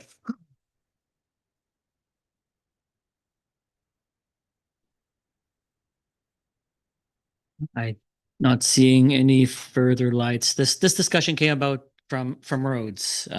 If anybody is wishing to look at roads for a specific project, when we talk roads, there are multiple things within that. So it's not just asphalt, for example. Councillor Yanish. Thank you, Your Worship. And I brought it up in that spirit. I have no way have any expertise in all the components that make up roads. And that's why I came up with a percentage value, much as Councillor Ivy was mentioning a 10% value across the board. So, I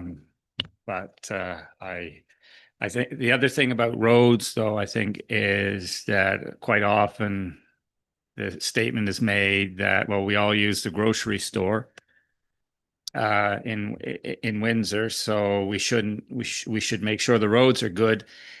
But that argument, I think, is starting to get a little bit thin, especially when you're facing budget pressures. I don't think people in the outlying districts necessarily are comfortable with that argument anymore, even though I think we've all made it at one point or another. But that was the reason I brought up roads. I think when we discuss roads, we have to look at the different aspects of a road project. So there's sewer portions, there's water portions, there's sidewalk renewal, there's asphalt. There's a couple different things that are funded from different categories. So when the municipality does take a road project on, it's not being borne by the taxpayer in every aspect on every road. Every project is different. So utilities are paying a portion of it. Area rates are paying a portion of it. So we have to, when we do discuss that side of the project, we have to always reference the funding allocations of these things as well. Councillor Ivy. Thank you, Chair. And I can only speak for me that we've covered off on key points and matters that I've raised, save one that we did talk about. And I go back to the outside operations that we realize it's not going to get done this year. And it's, whatever the timing is going to be on that. But there's some things there that functionally, I believe, need to be addressed. And so I don't know how we deal with that if we don't have something accounted for it here, or do we look to get an interim report or something that would take care of what exists for getting a proper facility by way of temporary until we get that in the queue here by way of washrooms and or office, whatever is needed there. And that was part of the conversation about that in our previous conversations. Well, so I'm not looking to add back in necessarily, but I don't want us to leave it out and find that everybody has to sit and hold until a year from now or whenever it is that we deal with the broader view of what we're doing with our properties. So I'll bring that item back, Council, because it was already referenced that you guys want to have the full discussion on all the buildings that West Hand has. So I'll bring that back in a very short period of time to this group for discussion. So we'll look at committee to whole in July and see what that agenda looks like. And then if it's light, then we'll add the item to look at municipal complexes and everything else that as a whole, and see if we can get somewhere that way. And then maybe that stems off further direction on the outside operations facility in regards to what we currently have, whether it's something or something else. I don't know. Yep. So we definitely, I'll make sure that does not get pushed off. Seeing no further suggestions, does the group wish to test the capital budget again? I'm open to suggestions of council. Nobody's gonna make any Councillor- suggestions, the same as I said last time. Nobody wants to pass a budget. Nobody makes suggestions. So put a motion on the floor, or give me a motion, I'll read it.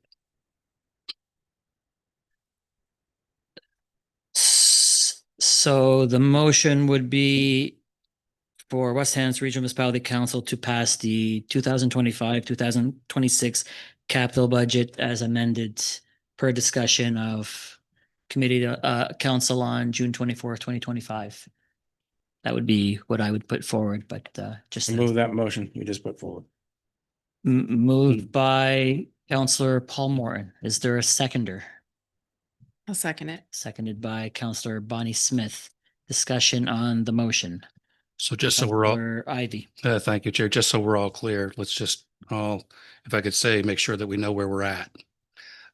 So we're now on the reconsideration, and this is, we've said to reconsider, now we're on the, Council is back to the discussion on the capital budget, whether it's going to approve a capital budget or not. Reconsideration has been done, everything has been done. absolutely. The other one doesn't need to take place if this one is approved. Because this one is the replacement of the one we dealt with on 2016, or sorry, the 16th. June 16th. Right? That's where we're at. That's where you're at. You're at the capital budget discussion of June 16th. Right. Yeah. Okay. I know it's hard to, yeah. But we are at the cap, so the previous reconsideration didn't pass on that override. So we are just discussing the capital budget. Councillor Yanish. Yeah, and Chair, just refresh us on what the amendments were that we approved, not? So council has decided to remove the outside operations facility pending council discussion or further discussion on the holistic approach of all of our buildings. And council has removed the splash pads. And there were 2 in that budget, or in the 5-year budget, I should say. Everybody is clear on the changes made to the capital budget and the capital budget as presented in front of you with those changes. All right, so I'll call the question. Council approves the 2025-2026 capital budget as amended per discussion of council on June 24th, 2025.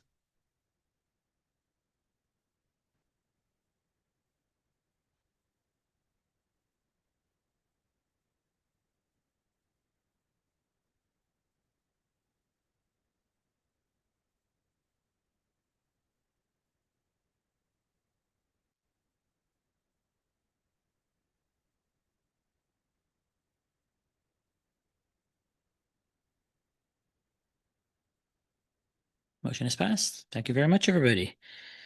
All right, it was a good process, council. It's not easy, but it makes the discussion more productive when we all contribute and we all have those debates. So it's healthy. It's really healthy. So I appreciate it. Thank you.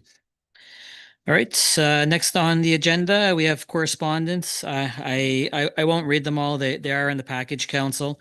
They're mainly the theme was on uranium and the exploration of uranium for the bulk of them. We did have a letter from the Diverse, Equitable, and Inclusive Communities Committee, support for the unhoused, and then Eugene Verdon, President of Maritime Branch of Canadian Postmasters. So those were the correspondence. If anybody feels anything requires a decision of council going forward, please bring a report back at a future meeting. Outgoing correspondence, we have nothing on this agenda yet. And we are in camera. We have various in camera matters. We have our council in camera council meeting minutes from May 27th. 1, 2, 3, 4, 5 land matters and 2 legal matters. MGA 22-2A for land, MGA 22-2G for legal. Would council like to go in camera to discuss those matters? I require a So moved. We have a motion made by Councillor Bonnie Smith, seconded by Councillor Ivy. We'll do a show of hands just for saving of time. All those in favor, signify by hands up. Oppose, motion is passed. Thank you very much, everybody.